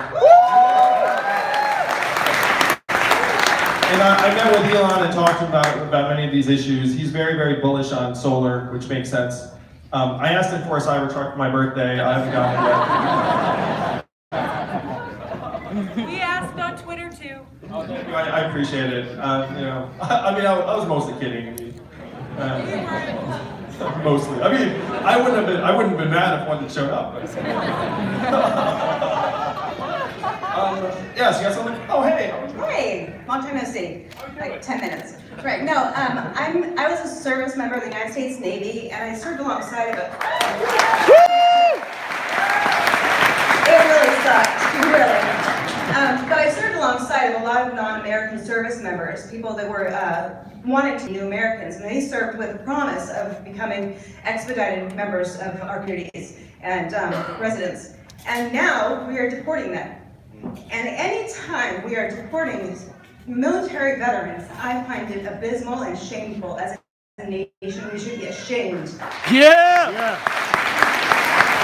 So when you become president, you promise to stop the deportation of anybody who served alongside of any military member, whether they're a citizen or not. First, Heather, thank you again for your service. And 100% yes, but I'm going to take it a step further. I think it's shameful the way we treat our veterans. Yeah. Yes. I have met with hundreds or even thousands of veterans who are struggling with injuries or health problems or PTSD or finding a path forward in the economy. And one veteran said something that really hit home. He said it's not just that employers aren't looking to give us a hand, employers are actually looking for a reason to say no, because they think that we're going to be more likely to have PTSD or freak out or be difficult. And I heard that and I was like, oh my gosh, like that is so much the opposite of the way we should be treating veterans when they come home. We spend $700 billion a year on our military-industrial complex. To me, we have to be treating our enlisted men and women when they enlist, while they serve, and then after they come home until the day they die. That enlistment doesn't end when you de-enlist, it ends when you expire. I would much rather spend money on that than an extra aircraft carrier.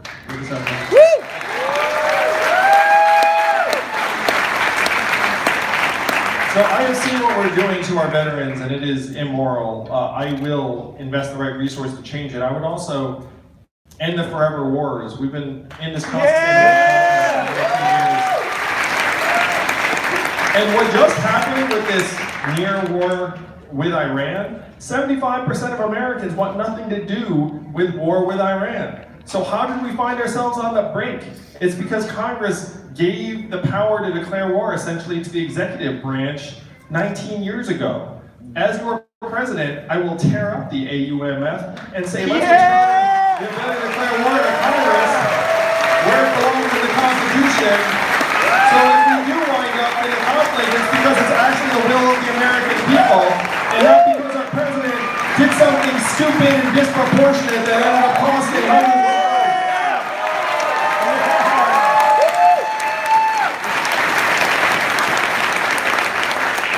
We have to get back to first principles on that. Like it's staggering how far we've come from that, and it's particularly staggering when you talk to men and women who serve. So thank you again, Heather. Will you stop the deportation? I'm sorry? You didn't answer the question. Oh, I led and I said 100%. Oh, okay.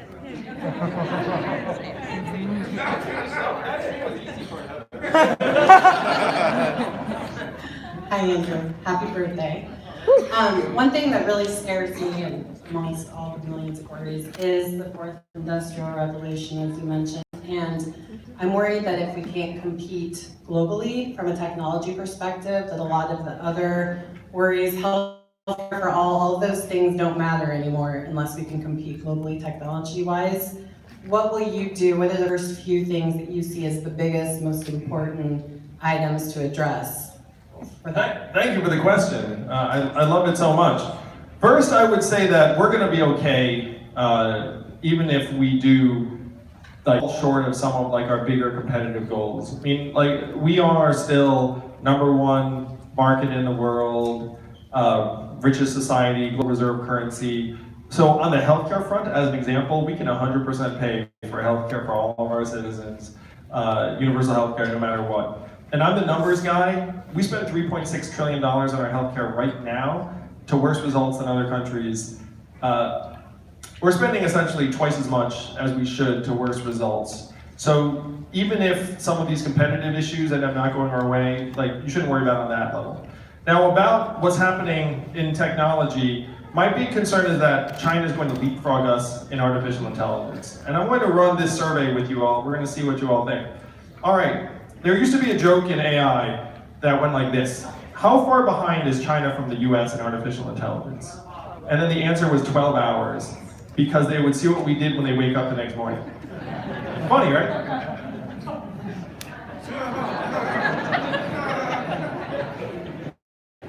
But now, unfortunately, they're actually getting set to leapfrog ahead of us because we developed this thing called machine learning, where if you feed enough data to an algorithm, then it'll get smarter and more refined over time. So China has more access to more data than we do, and they also have bigger investments in computing infrastructure than we do. They have like matrix-style islands that are just covered with servers as far as the eye can see.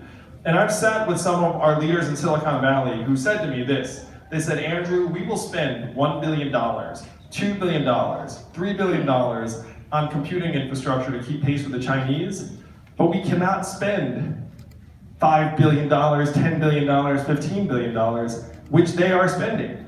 They're spending it and they're making that infrastructure essentially freely available to their technology companies who then have access to more data. So here's the survey. Do you think that A, the United States will develop a new AI breakthrough that will allow us to catch up? Or do we think that B, the country that has more access to more data and more computing power will take the lead? So raise your hand if it's like new breakthrough for the US. More data, more computing power. Yeah, I'm kind of in that camp too. So what do? I sat with Elon and other leaders and was like, all right guys, I'm the president, let's say, which they're excited about. I mean, I'm obviously not technically the president, I mean. We're going through like well, thank you. What I asked them was like, hey guys, let's say I'm the president, 15 months from now, what do you need? And then they said, we can't compete with the Chinese in terms of infrastructure spending on their computing resources. And I said, how about if I make you a deal as your president? I will match the Chinese infrastructure resources in return for having someone from the government that is with you in the lab, making sure you don't do something problematic or disastrous. Is that a fair trade? And then they looked up and said, yeah, that's a great trade. And I'm going to suggest that's a great trade for the American people too, because we don't want to lose to the Chinese, and we don't want them to do something super dumb. And one of them said something to me like that went like this, which I thought was really profound.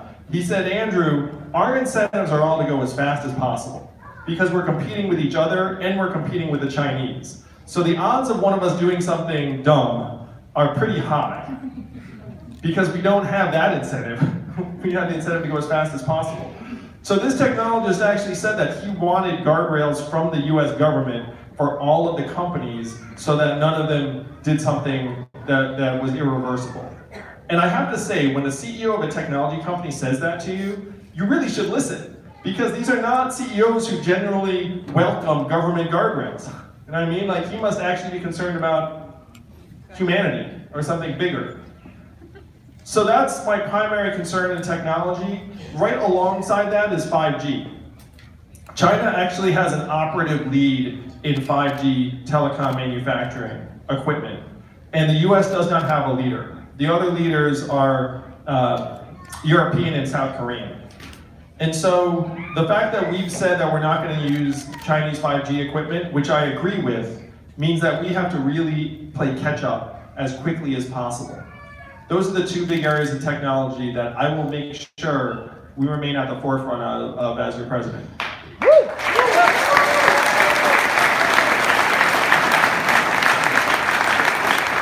Yeah, and you can sense how I enjoy this much more than like the 60-second debate format.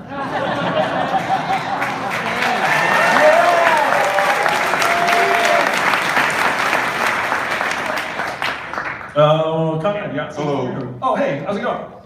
Good.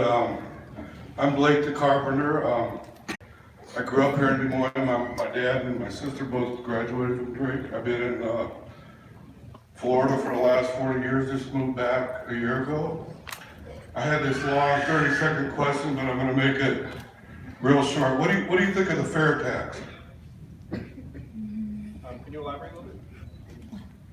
Well, the fair tax. It was proposed by a guy named Linder years ago. Mike Huckabee and Herman Cain. It was like the same level for everyone? Is that what you meant? Yeah. It would eliminate the IRS and probably like raise the sales tax to just, you know. Yeah, I remember. Thank you. Just want to make sure we're talking about the same thing.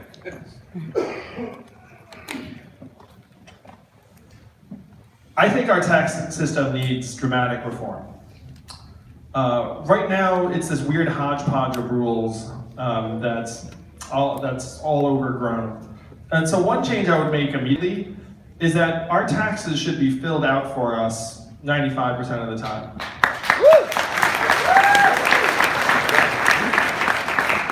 They actually know most of what you're going to file based upon what you filed the previous year in publicly available information. They can just show up to you essentially pre-filled out, you answer some questions, you just tweak it a little bit, and then it's done. Now, why is it not that way? It's because a company called Intuit benefits from this software, TurboTax essentially, and they lobbied the government saying, hey, whatever you do, don't make it easier for government to pay, for citizens to pay taxes. That's how backward our government is right now. Our government was like, yeah, don't make it easier. Got it, Intuit, got it. Now, I'm not someone who runs around saying you should run government like a business, because that's stupid. They're very, very different things. They require totally different That said, there are things you can learn from business. So if you were a company that got hundreds of billions of dollars of revenue on a single day, you would probably be quite happy about that day. You might even want others to be happy about that too, like your customers. So I would change tax day into revenue day. I would make it a national holiday. I would invite families from around the country to celebrate in the White House lawn another awesome year of our country, and then you would get a thank you video with Oprah, Tom Hanks, and The Rock telling you, thank you for paying your taxes, we love you, we love this country, and then you can choose where to send the last 1% of your taxes to a particular department. So if you like the U.S. Forestry Service, then you say send it to them, and then you get another message from some forest rangers being like, thank you. Now, would this make you feel a little bit better about tax day? Yeah! You know, like, we should get a thank you from our government for funding them every year. This is like basic customer service. So those are some things I would do then. Who else, Ben, right? Blake, sorry about that, Blake. The biggest holes in our taxation system right now are the fact that the Amazons of the world are laughing their way to the bank paying zero. Like, that's what you have to change. So I'm going to ask you all, whose fault is it that Amazon's paying zero in taxes?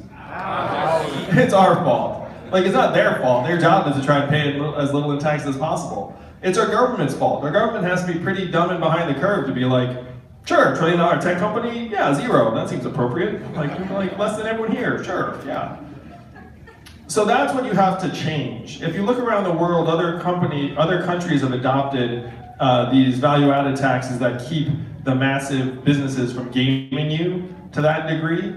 And you make it so that if they sell to us, then they have to pay in. Then you put that money into our hands and you build this virtuous cycle that also has the benefit of making us all stronger, happier, healthier. So these are the big holes I would plug in our tax system. I would also make sure that investment income gets treated the same as labor income or worse, because it's common sense. With your tax system, you're trying to tax things less that you want more of. So if you want people to work, then you'd want to make sure that that is somehow not disadvantaged relative to investment income. So here's some of the things that I think we should do that are very straightforward, but I wouldn't say that there's like a single flat tax rate, because I think that there are some issues that would not contain.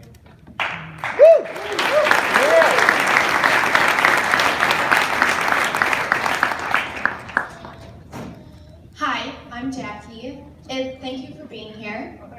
I am here because of cancer.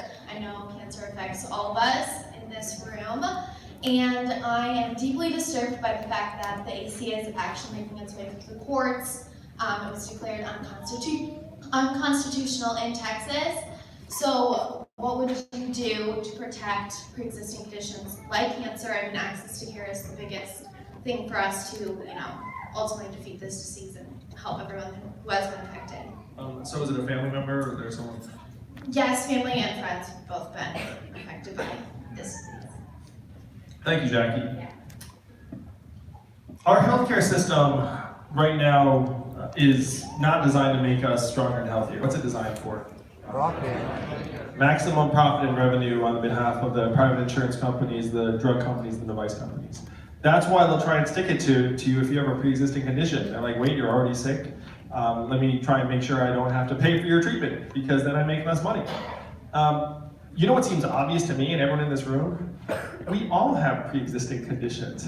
You know, it's just life. You know, it's not like I showed up. It's like you seem perfectly healthy and hearty. Like there's something going on. Like I'm gonna get sick on you eventually. Doesn't really matter if it's like evident now or not. So we have to transform the incentives of our healthcare system so that it's not that there are these insurance companies sticking it to us because they think that they're not going to make money on us. Has anyone here ever gotten this letter from their insurance company? Great news, your rates are lower this year. No, none of us ever has. Funny that way. So the prices just keep on going up and up because that's their business model. And that's what we have to change. So I'm for universal health care that applies for all Americans. I would not legislate away private insurance. I would outcompete it and try and squeeze it out of the market over time, let Americans know that there's a better alternative. But certainly if someone has a pre-existing condition, whether it's cancer or something else, they should have access to health care as a right of being an American.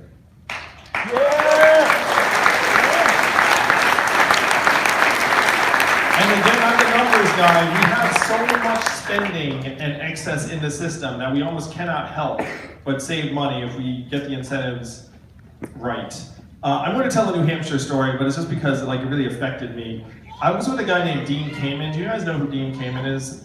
He invented the Segway.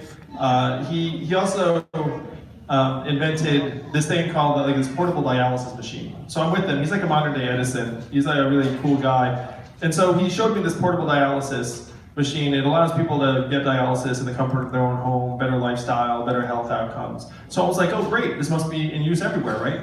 What's the end of this story? No, and why not? Because the inpatient dialysis centers realized that they would lose billions of dollars of revenue a year if people had portable dialysis and didn't have to go to the centers anymore, even though the centers are obviously much harder on the patient. So they lobbied our government and said, hey, let's keep portable dialysis from becoming a thing. Even though the clinical data said it would be better for patients. And so you can imagine Dean's frustration. Dean's like, are you kidding me? Our system spending extra tens of billions of dollars to worse patient results because you guys are afraid you're not gonna make as much money after my machine's in place? Or my father-in-law's experience after he had a stroke, where the insurance company would pay for prescription drugs, but when he wanted to see a nutritionist to improve his lifestyle, they would not. The nutritionist was so much cheaper. He ended up paying for the nutritionist himself out of pocket, so he wouldn't have to use the drugs. He saved the insurance company thousands and thousands of dollars, but he had to do it on his own dime because they refused to pay for a dietitian. These are some of the messed up incentives in our healthcare system right now, that if we can get them anywhere close to where they should be, that we'll be able to save so much money on this system and provide access to all Americans that people will wonder why we allowed ourselves to suffer like this for so long.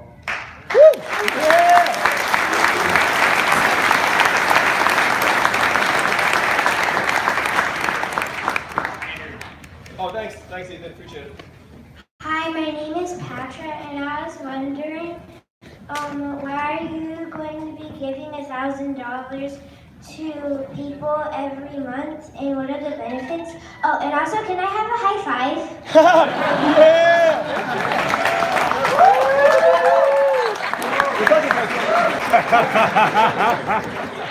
You picked me up. Good shit.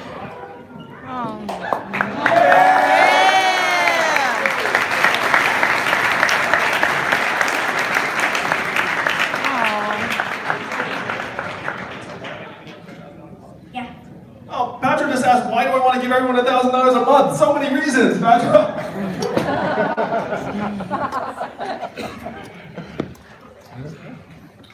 I'd say the first reason is that it's our money anyway.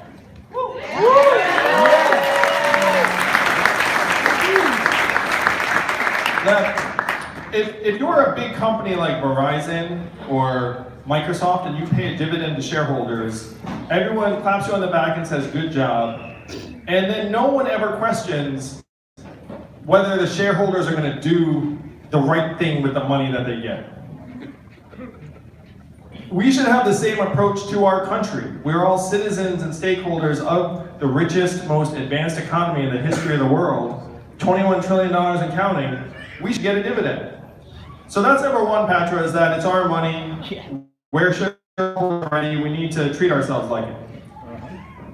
But bigger picture for me, I saw that there's so much untapped human potential that is being left behind because we're all laboring in this constant mindset of scarcity, where we think that if I make this time-money trade-off, then this is going to save me a few things, and if I do this differently or make this thing last a little longer, and it's keeping all of our heads down. It's becoming even more extreme now, where studies have shown that if you can't pay your bills month to month, it has the functional impact of decreasing your IQ by 13 points or 1 standard deviation. So for those of you who think that our fellow Americans are getting less reasonable, less rational, less optimistic, and more subject to bad ideas, we almost certainly are, because if you can't pay your bills, that's what happens in a country. So if we can reverse this mindset of scarcity that is bringing all of our heads down, Patra, then we can get Americans' heads up and start solving the real problems in our communities, and do so with the spirit of abundance, that if someone else is doing better, that's good for us too. We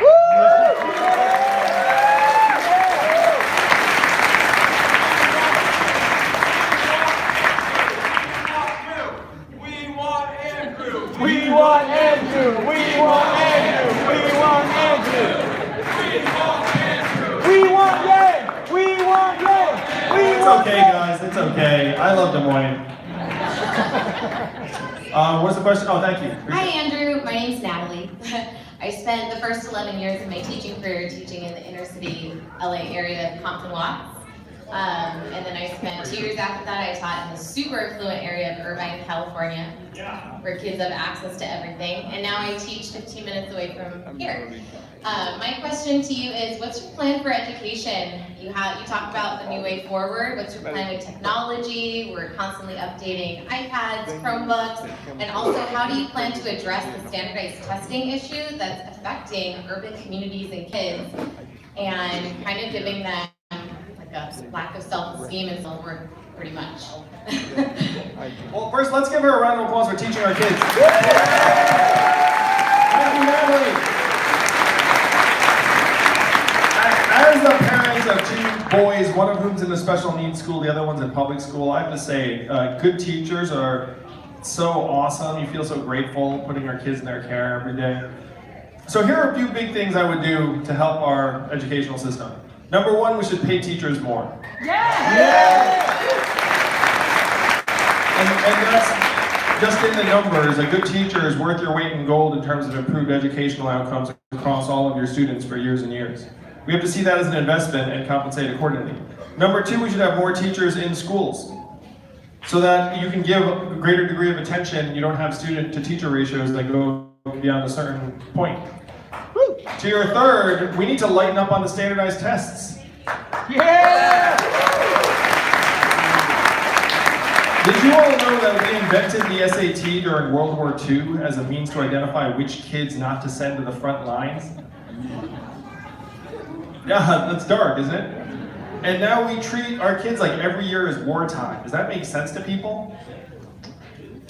So we should instead find more holistic ways to evaluate our kids, and like you're suggesting, Natalie, not frankly like dampen their ambitions from day one, where they think, oh, I'm not good at this, I'm not good at that. Like our standardized tests measure very narrow qualities, primarily socioeconomic status, among other things. So we need to just get them off of our kids' backs and let them learn. Let our teachers teach too, because we know our teachers are changing their behavior based upon the tests.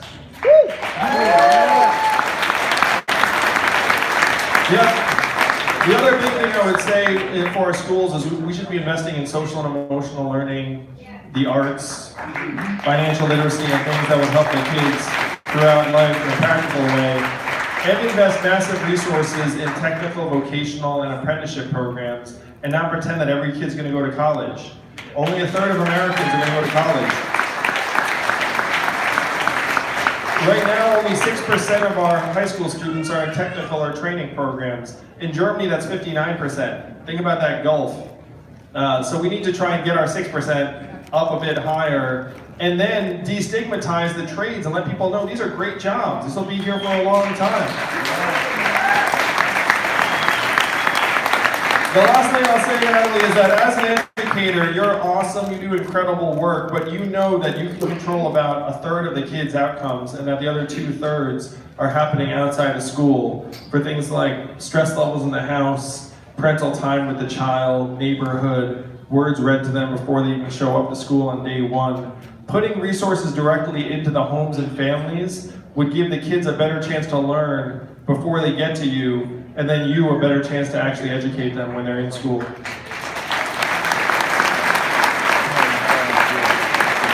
So thank you, Natalie. We have a few more for you. We got one more question there at selfie time. Is that how this is going down? Nice. We've got, I think I'm in a mic runner. Yeah, you got it? Yeah. Hi, Andrew. I'm a student here at Drake. My question was, as president, what other initiatives besides UBI would you implement that would help students pay for college? Because it's expensive, so thanks. No problem. Why is college 2.5 times more expensive now than when I went? Is it because it got 2.5 times better? No. But it did get 2.5 times more expensive. It's in large part because the administrator to student ratio went up 150% during that time. Schools are not spending it on faculty or facilities, they're spending it on lots of administrators. So here's what I would do for college graduates. What year are you in college now? Freshman. Man, you got a few years to go. You got a mature look to you, man. I thought you were more of an upperclassman.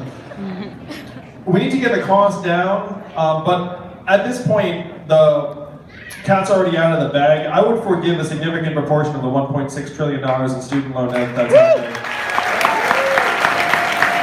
Because we have a choice to make, again, where are we going to say to our kids or our young people or older Americans who have the student loan debt loads hanging over them that they should stay in their parents' basements and try and make ends meet for years, or do we want them raising families, buying homes, even starting businesses and moving the country forward? We had a similar calculation to make when it was bailing out the Wall Street banks for $4 trillion or keeping people in their homes. You all remember what we chose, right? We chose the banks. I think we got it wrong. This time we should choose our people. We should choose you and your generation, and not the banks. Yeah, the financial crisis was so corrupt when we bailed out Wall Street. You all remember voting for the $4 trillion bailout? Being like, yeah, I'm on board with that. Like, none of us ever would have voted for that. I was so disgusted by our government that I quit my job, started a nonprofit, and ran it for 7 years to help create thousands of jobs. Because I thought, well, this will actually help me wash off the stench. Even though I had nothing to do with it. I was just like in the vicinity.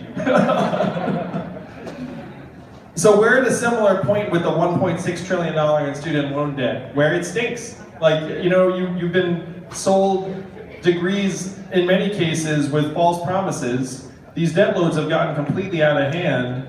And this is a tough fact that I almost don't want to say to the college students here. After you graduate from college, there's a 40 to 44% chance you're going to do a job that does not require a college degree. It's true.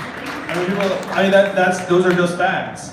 So we need to do right by our young people, get the cost of college down, forgive a lot of the student loan debt, and then put $1,000 a month in your hands when you graduate from high school so you can actually have a foundation and move forward. It's yours already, Iowa. Do you want to take it back for 3 weeks? Yeah! Let's go. We're looking for us again. Yeah! We're going to do it. We're going to shut the world. We're going to make history on February 3rd, and they will never see us coming. Thank you very much.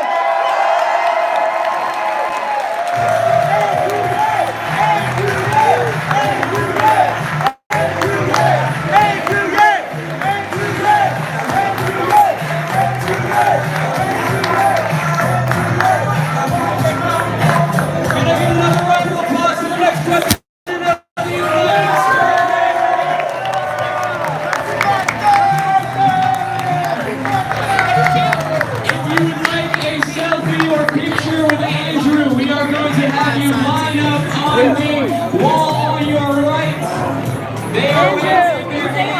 line up? Whenever you line up, you go back and then loop around, please. Whenever you line up on the right wall, going back and then looping around, please be safe. Thank you so much.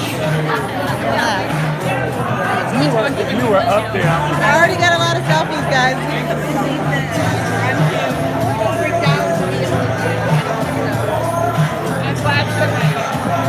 You know how to take a selfie?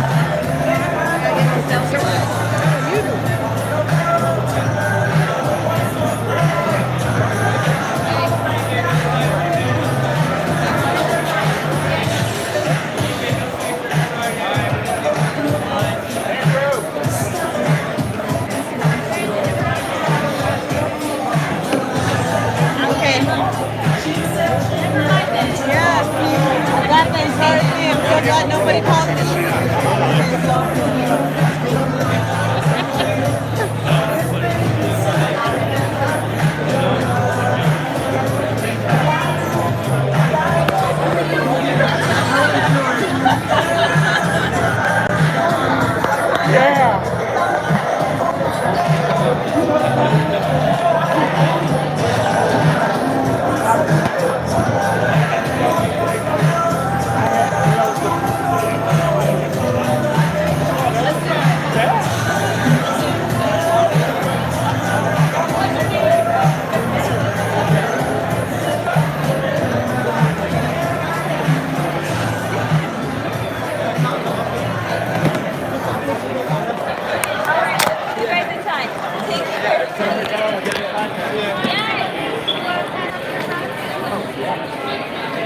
Oh, look, guys.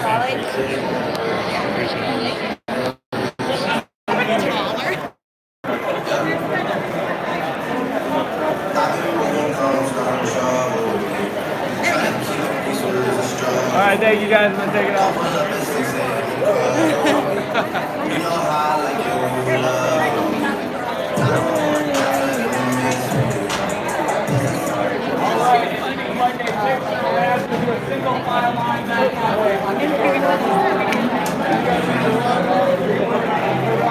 I need you guys to line up. Sorry, guys. Get back here. Yeah.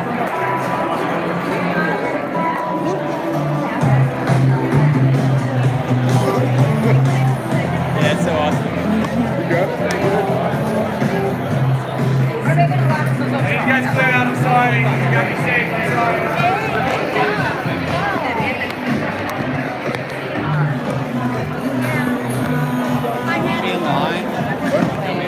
Okay, guys.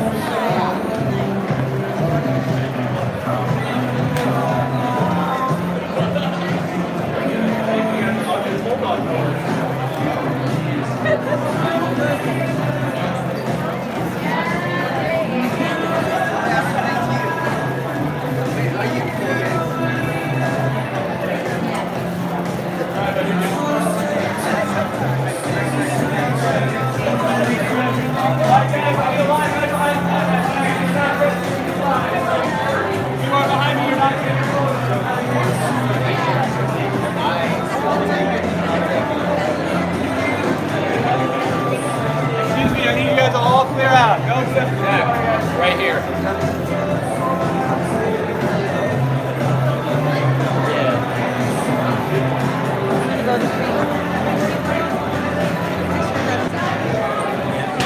Oh, nice.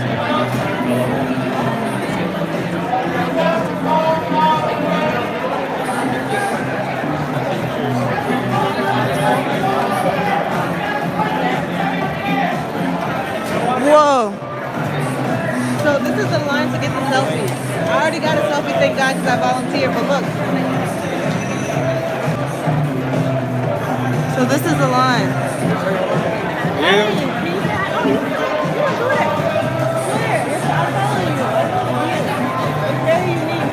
Can you say hi?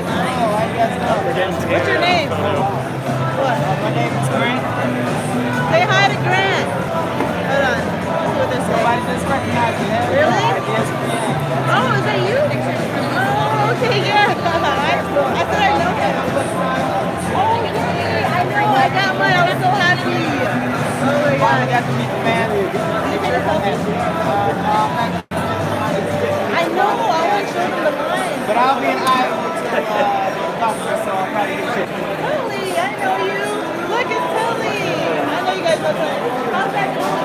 so well. Did 8.5 miles last night. Running or walking? What the heck? You've been running around. My boy Grant. Oh my God, that's really cool. And then the other side. How did you get that blood? What did you Got it custom printed.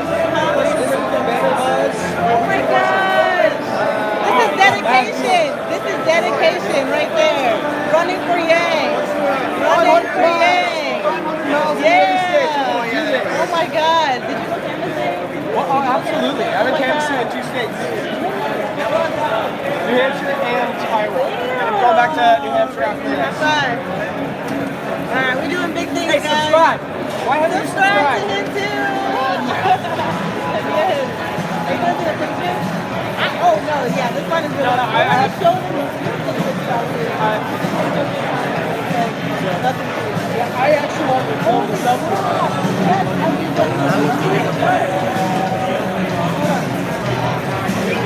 Look at the line, guys. Look at the line. Okay, I don't know how I'm gonna do this. Okay, so this is the line, guys. Look.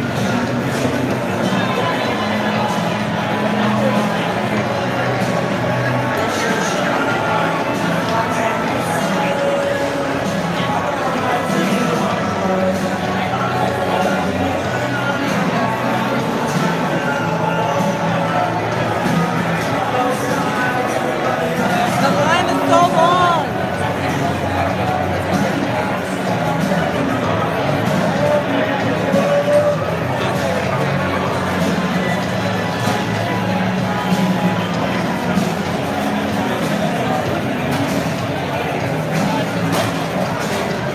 Alright, so this is the line. This is the line? Holy.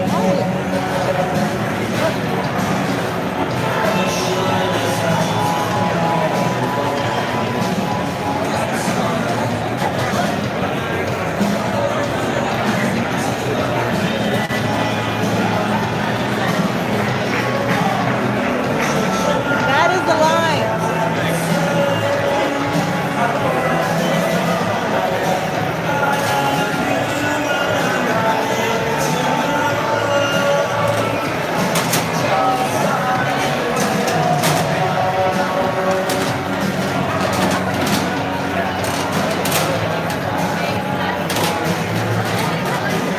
And a lot of these people are Iowans. The majority of the people here are from Iowa. The majority is Iowa. So this is good, very good.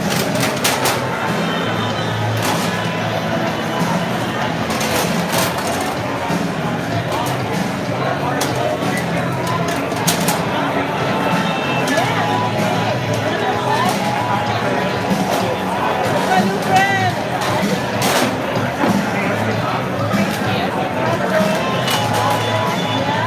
Okay, so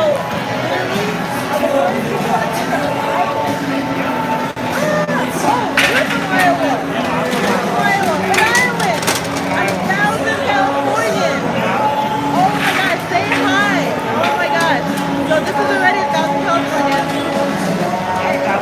Yes, it's so, oh my God, you're so cool. Whatever.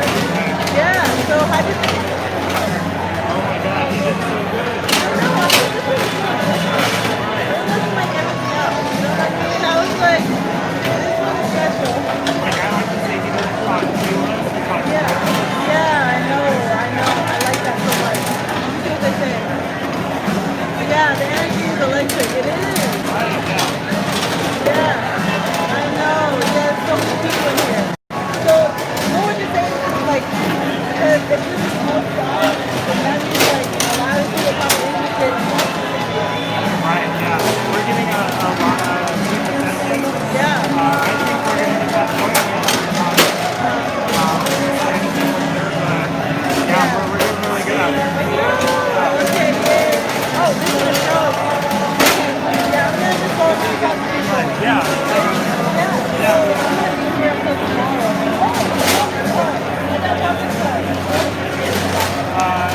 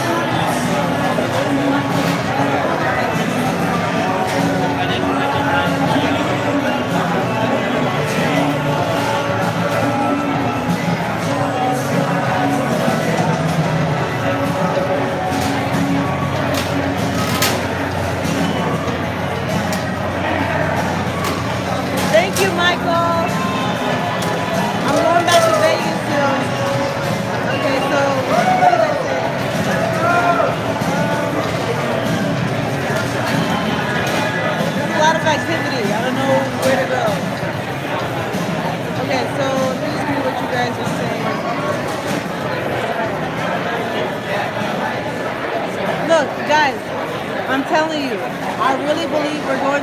Can you guys hear me? Okay, there's a lot of background noise. I really feel like we're gonna do good in Iowa, and I'm not just saying this. Like, I really believe we are. The amount of work we put in is crazy. Okay. What about them?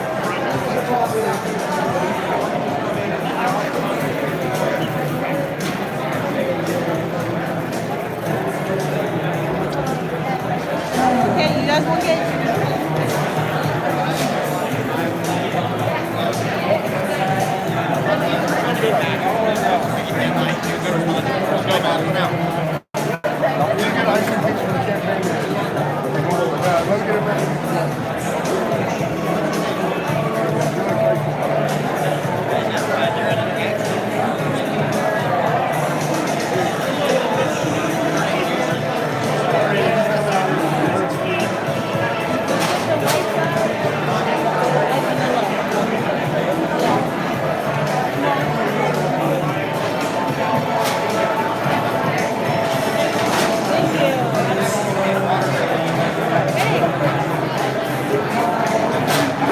Happy birthday, Andrew!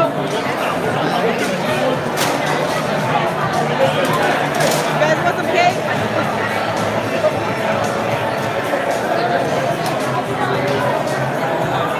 Like you said, he's a 46 president of 46. Yep.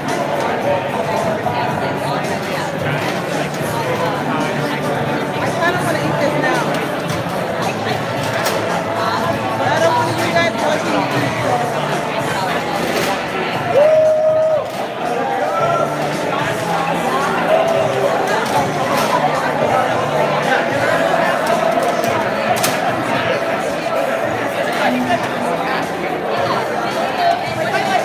Gang, gang. You're welcome. That's Caesar. I don't know if you guys know Caesar. He's working hard.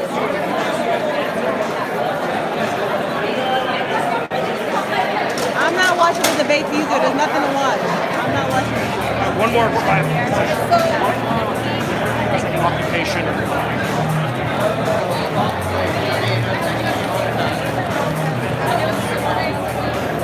I'm looking for my ride. You want me to come work? Oh, you guys know Caesar. Good. You guys need to know him. He does great. Thank you very much for your time. I'm Ben. Ben Booth, NBC News.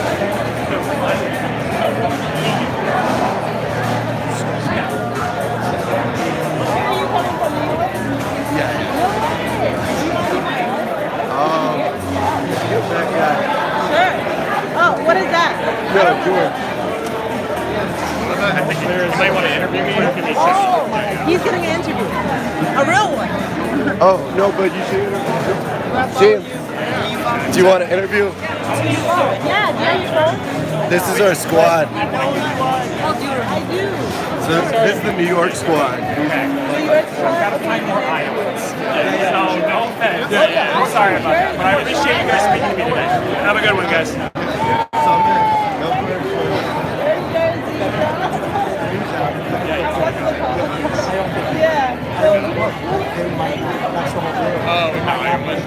Yeah, right after. So we're here for game one. We don't have a phone to get it back yet. So let's take this going. Yeah, it was fantastic. Oh my gosh. Yeah. Wow. So, okay. Okay, so hi guys. Is everybody Oh my gosh, so you guys introduce yourself? Wow. Oh my gosh. So there's like, oh, this is insane. So what is your name? Yeah.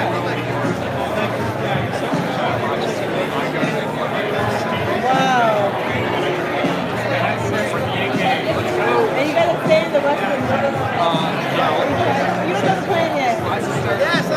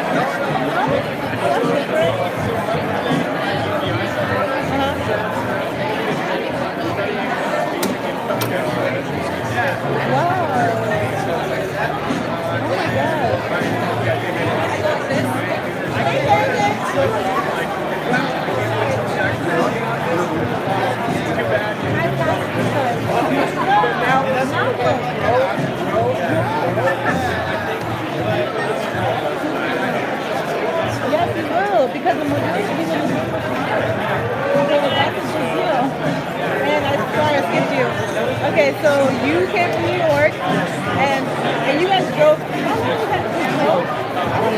Oh my God! I didn't hit me until now because I'm like I'm from Jersey. Thank God from the driver's seat. Oh my God! And then he never left us. 20 hours until we got to Iowa. What? I was complaining about my 5-hour flight. Okay, so wow, yeah, you introduce yourself. Give me a shot. Very passionate about this. The person who is not engineering, if they don't know it and they start to look into it, they're going to like it. It's almost always the case. Like, you become very curious and you end up learning again. It's movement is real, it's powerful, and anyone who's watching this who hasn't seen him, go look him up. I'm confident that you will see the vision that he sees for our country.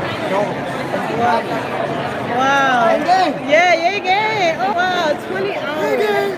They drove 20 hours to come here. Where from? Yeah. Oh my God. From Boston. It's close. Yeah, Boston, but I flew. Are y'all like camping? East Coast.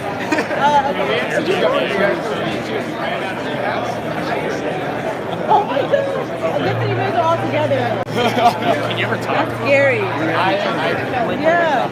Okay. All right, you guys are all friends. Okay, you guys gotta talk about that.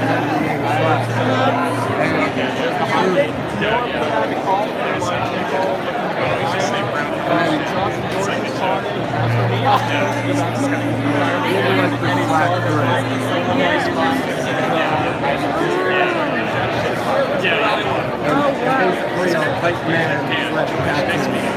kind of inspired all of us. Yeah, I mean, we ended up. Wow, thanks for talking to me, guys. Like, that's so great. We got people from like London, we got people from like Denmark. I'm like, oh my God. I can't believe I from Very like that's nothing. So Are you still in? No. Okay. Alright, so I'm gonna give you guys a little Okay. Thanks so much. Wow, guys. 20. I know you probably didn't hear some of that, but I'm gonna reiterate. So pretty much those guys met online and they drove here from New York, New Jersey, 20 hours, and they ran out of gas. And they managed to make it work. And they just came out of passion. They just like, they didn't even know each other. They're not like, they're friends now, but they didn't know each other. They just met online, met up, and drove here to Iowa, and I'm gonna stay here until, honestly, they don't know when they're gonna leave. They kind of just drove here, and it's just, wow, like, this is insane. There's people from around the world, and I'm currently staying with somebody who came from Ireland. Okay, so I'm gonna interview her later. She came from Ireland, so just for this. And yes, they're canvassing. This is insane.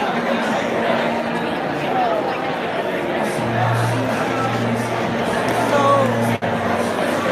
this room is full of passion. Like, I thought I was crazy for coming just because I wanted to from North Carolina. I thought that was insane. But you got people driving 2 days to come here just to see Andrew, just to knock on doors, just to make sure this man becomes president. So if you think this movement is like a joke, remember that there's people spending their money, hard-earned money, just to come to Iowa and talk to Iowans and make sure Andrew Yang is an Iowan choice to become president.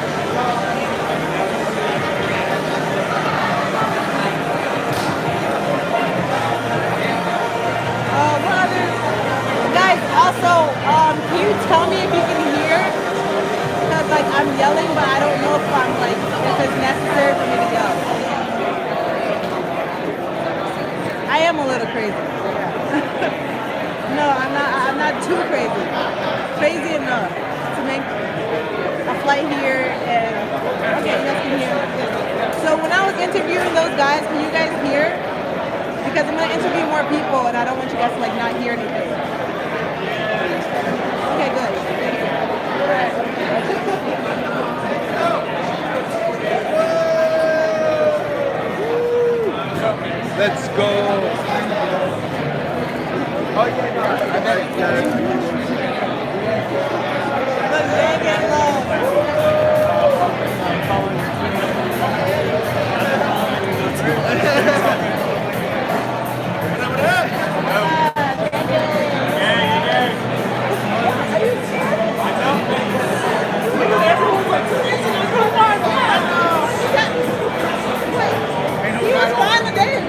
Battle without having to I'm not going to count to him from with you. Oh my gosh, this is dedication.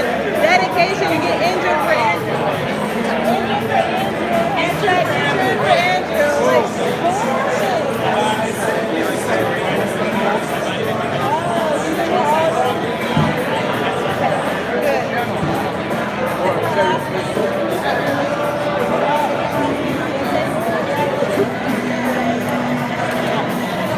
Is this your first rally?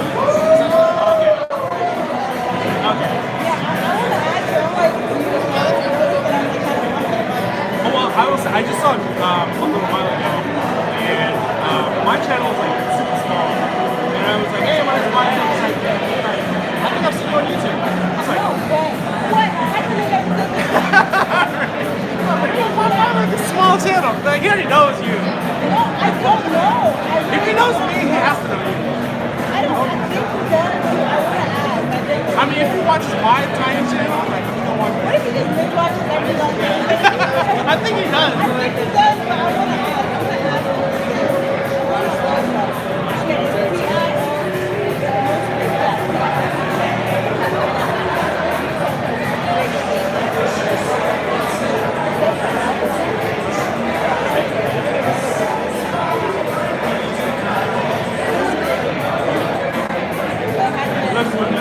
He's a hype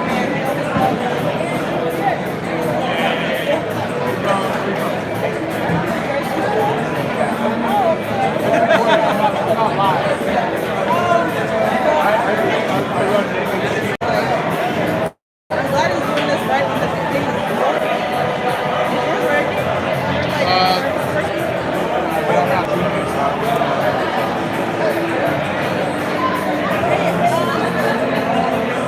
I need a mic for this. Is there such thing as a mic for iPhone? Yeah, I have one in the microphone set. You have one? Not on me, but yeah. It plugs into your little headphone jack. That's like pop like this. Yeah, yeah.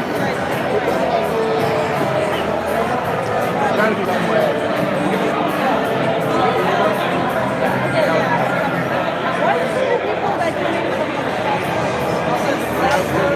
Calvin is a big state. We have a lot of people. Yeah. And it's very tech, so. I used to work in the bottom. A lot of technical guys like to work out.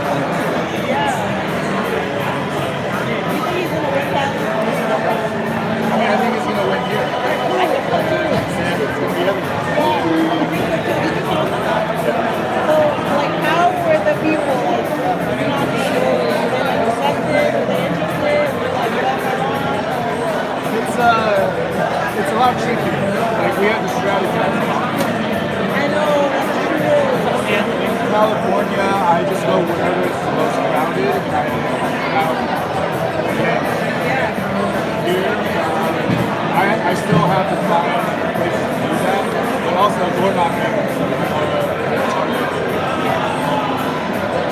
It just feels a lot slower. Yeah. And you know how a lot of people are saying, like, they invite a teacher, ex-president to their house, or they actually do that in Iowa a lot. Like, I've been door knocking, they invite me into the house, like, I don't want to kill you, like, why are you letting me in your house? I mean, it was so cool because I ganged everybody out of the house. Yeah, and there was a couple who wanted Andrew to stop by his house. And I'm like, they're just so spoiled that they really believe that this can happen. Well, I think they think that some people, like, actually do it in Iowa. right, because like Obama actually stayed with people. Yeah. So like, well, Obama stayed at my house, so like, Amy can't come in. Yeah, I know, and I tweeted it, so I kept seeing it, and I was like, pretty low-key pretty good. But I tweeted, I was like, yeah, so you need to stop at Waterloo and like go to people's houses. I know people. So yeah, people like Waterloo. We got Waterloo. I loved it. It was really fun. talk this part, I can talk this part. But my thing is, I was in Waterloo and then Des Moines. Yeah, and I did really good. Secured the gang. We spoke to pastor, mayor, small business owners, and they all know each other. And we got like the biggest, most popular restaurant. We got him to find them in the restaurant. Yeah. And I didn't know it was a big deal until other people were like, whoa, his name is Rodney. And they're like, you got Rodney to do this? I'm like, you got Rodney? I'm like, heck yeah, I got Rodney. I don't know what that means, but yeah, we got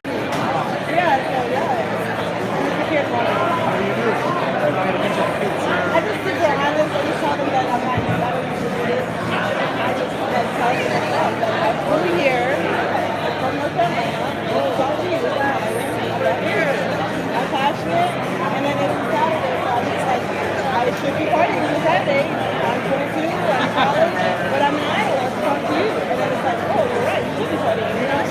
So it helps a lot, just being honest, tell them. I don't like to tell people. Yeah.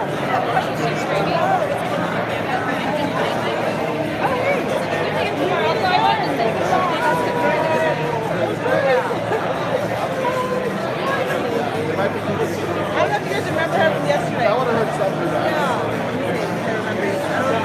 Everybody's gone. Oh, okay. Everybody's gone. Maybe. But as soon as I find out, I'll let you know. I'll split it in the Did you ask me what I asked? So like, I think like nobody knows.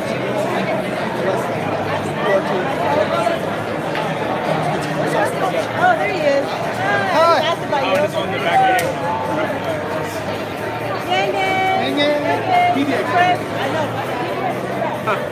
Portland. And eventually we're going to send this to like a data collection. I know. I'm like trying not to photobomb you. You got Twitter?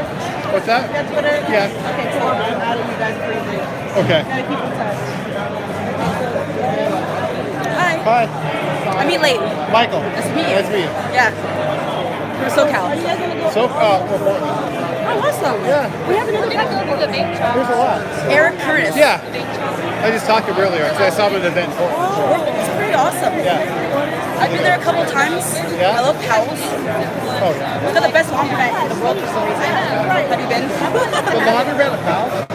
No, there's a laundromat in Portland that actually has a restaurant inside of it, and an arcade, and literally like you can. Oh, Spin?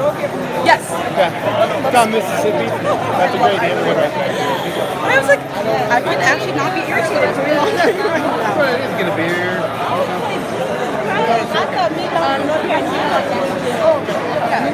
I live in driving, no way. Yeah. Well, one of the guys from our PDX Gang Gang, he drove all the way. It's been really interesting, like growing this SoCal Yang Gang. I know. So I mean, like we did the first LA rally, second LA rally, Brian Mark, all that stuff. And, like, it's kind of like I love seeing like the growth. It's well, the growth there, but then you get here and you get that energy from everybody else. It's coming from all over. Exactly.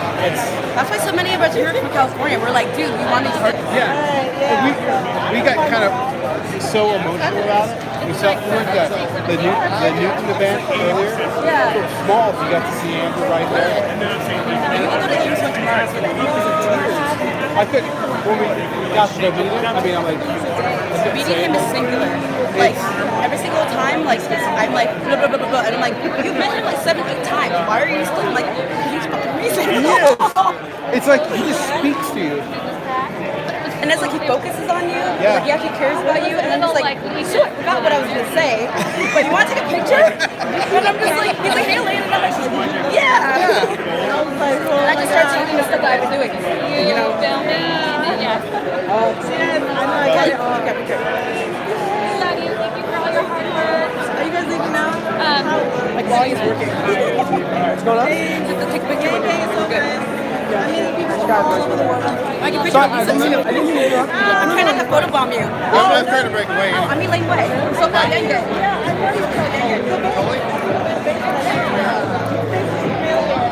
I look better without the hat. Good. Okay, so so guys, so Yang Gang, here in Yang Week. I'm meeting everybody.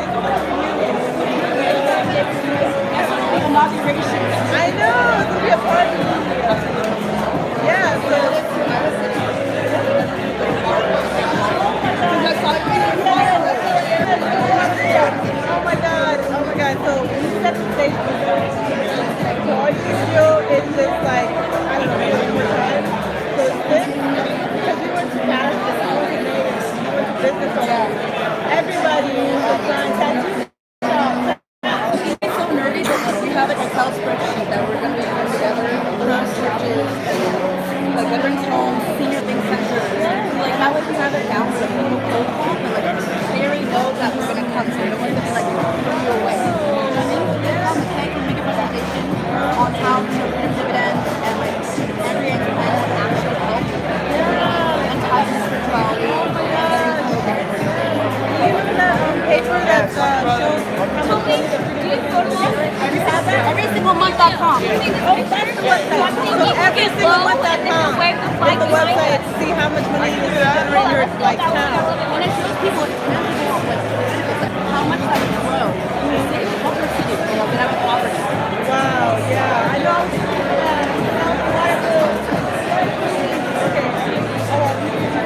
I'm about to end this.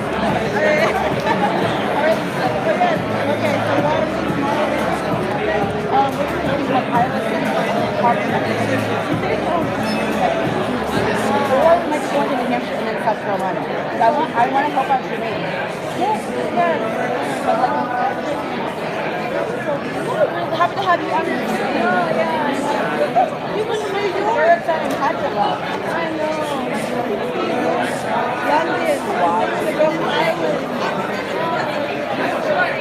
It's a movement that's going to go international. Yes.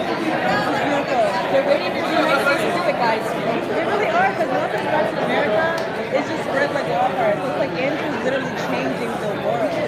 Like, and that's why if you're afraid to run for office, do it. Just do it. Because it takes more than one of us. Yeah, I know, but it takes one person to be like, I'm tired of it. Okay, fine.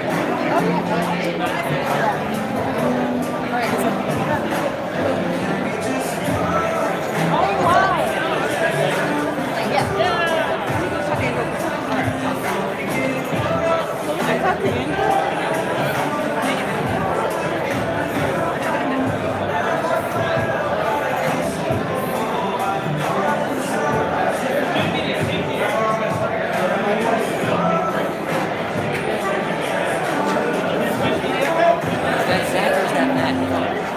I always do that. I think it's Zach. Guys, I always mix up Zach and Matt. Is this Zach and Matt? I asked the last live as well.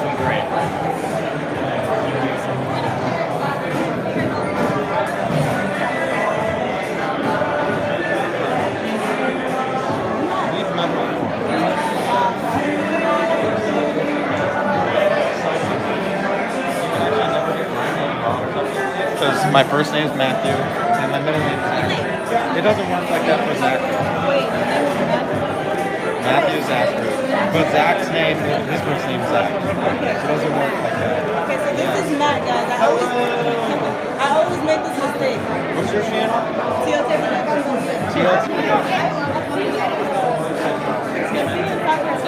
Yeah, and in Los Angeles. All right. My screen froze, but in last show there were 2,000 people watching. So let's give you a huge shout out. I'm shy too. Don't worry about it. No. It's probably less now because I've been spamming them for donations right now. So here's what we want to do. We want all of them to subscribe to you right now because I've seen how hard of a worker you are going around following Andrew Yang to Los Angeles, to South Carolina, and now here again in Iowa. Yeah, and did I see you in Vegas too? Yeah. So, all right. So what's the channel? TIOTE Productions. TIOTE Productions. Go subscribe right now. Thank you so much. No spaces. It was nice meeting you again. And are you gonna be in Ames tomorrow? No, I'm going home tomorrow. Going home? I have to cancel my flight. Yeah. Wow. I had a flight today to go back home, but over the weekend I was like, screw this. I'm staying in Iowa till February 5th. Oh my gosh. Yep. Wow. Yep. You are a true. We'll see. I gotta canvas in the cold for 3 weeks. Yeah. Well, I'm just lucky to be in a position where I can like go away from home for like a month because I'm not in school or anything. But 20 years old.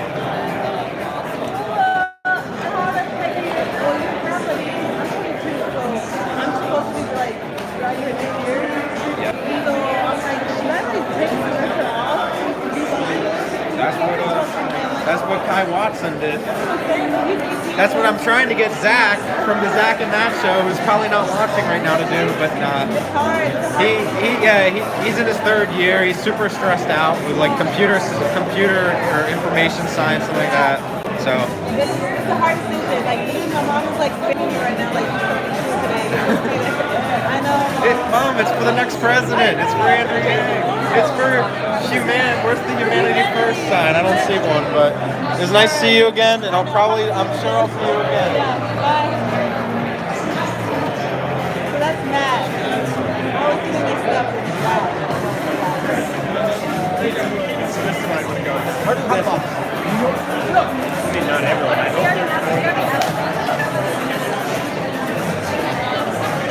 Alright guys, I gotta go. I think my ride is...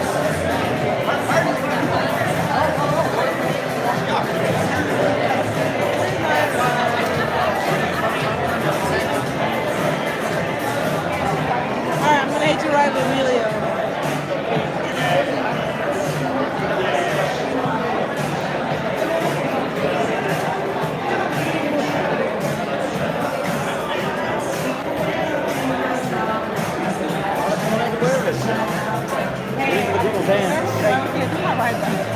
Connect to that person, tell me. Daniel? Yes. Hey, nice to see you, buddy. Y'all take care of yourself. Let's collaborate at some point. Yeah. I'm not all month.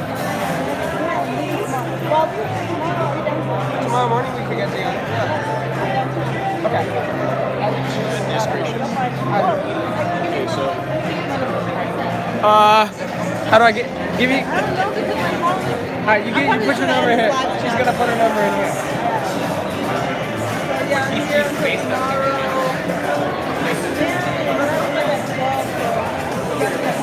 Hey, Lisa. Alright, yeah, we got it on the right. yes, okay, thank you. Here, just put your number in and text yourself. Yeah. Okay, so I do have one person for my team. So you say yes, please. Yo, tweet that photo at me. Will you? Yeah.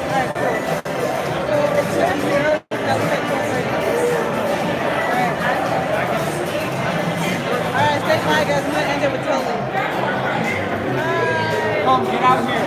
I see how many you got. 200? No, 59 people out there. Alright. Go out to an early state, handle it. Be a part of history. Yes. You can do this. Got this. Come on. Let's go.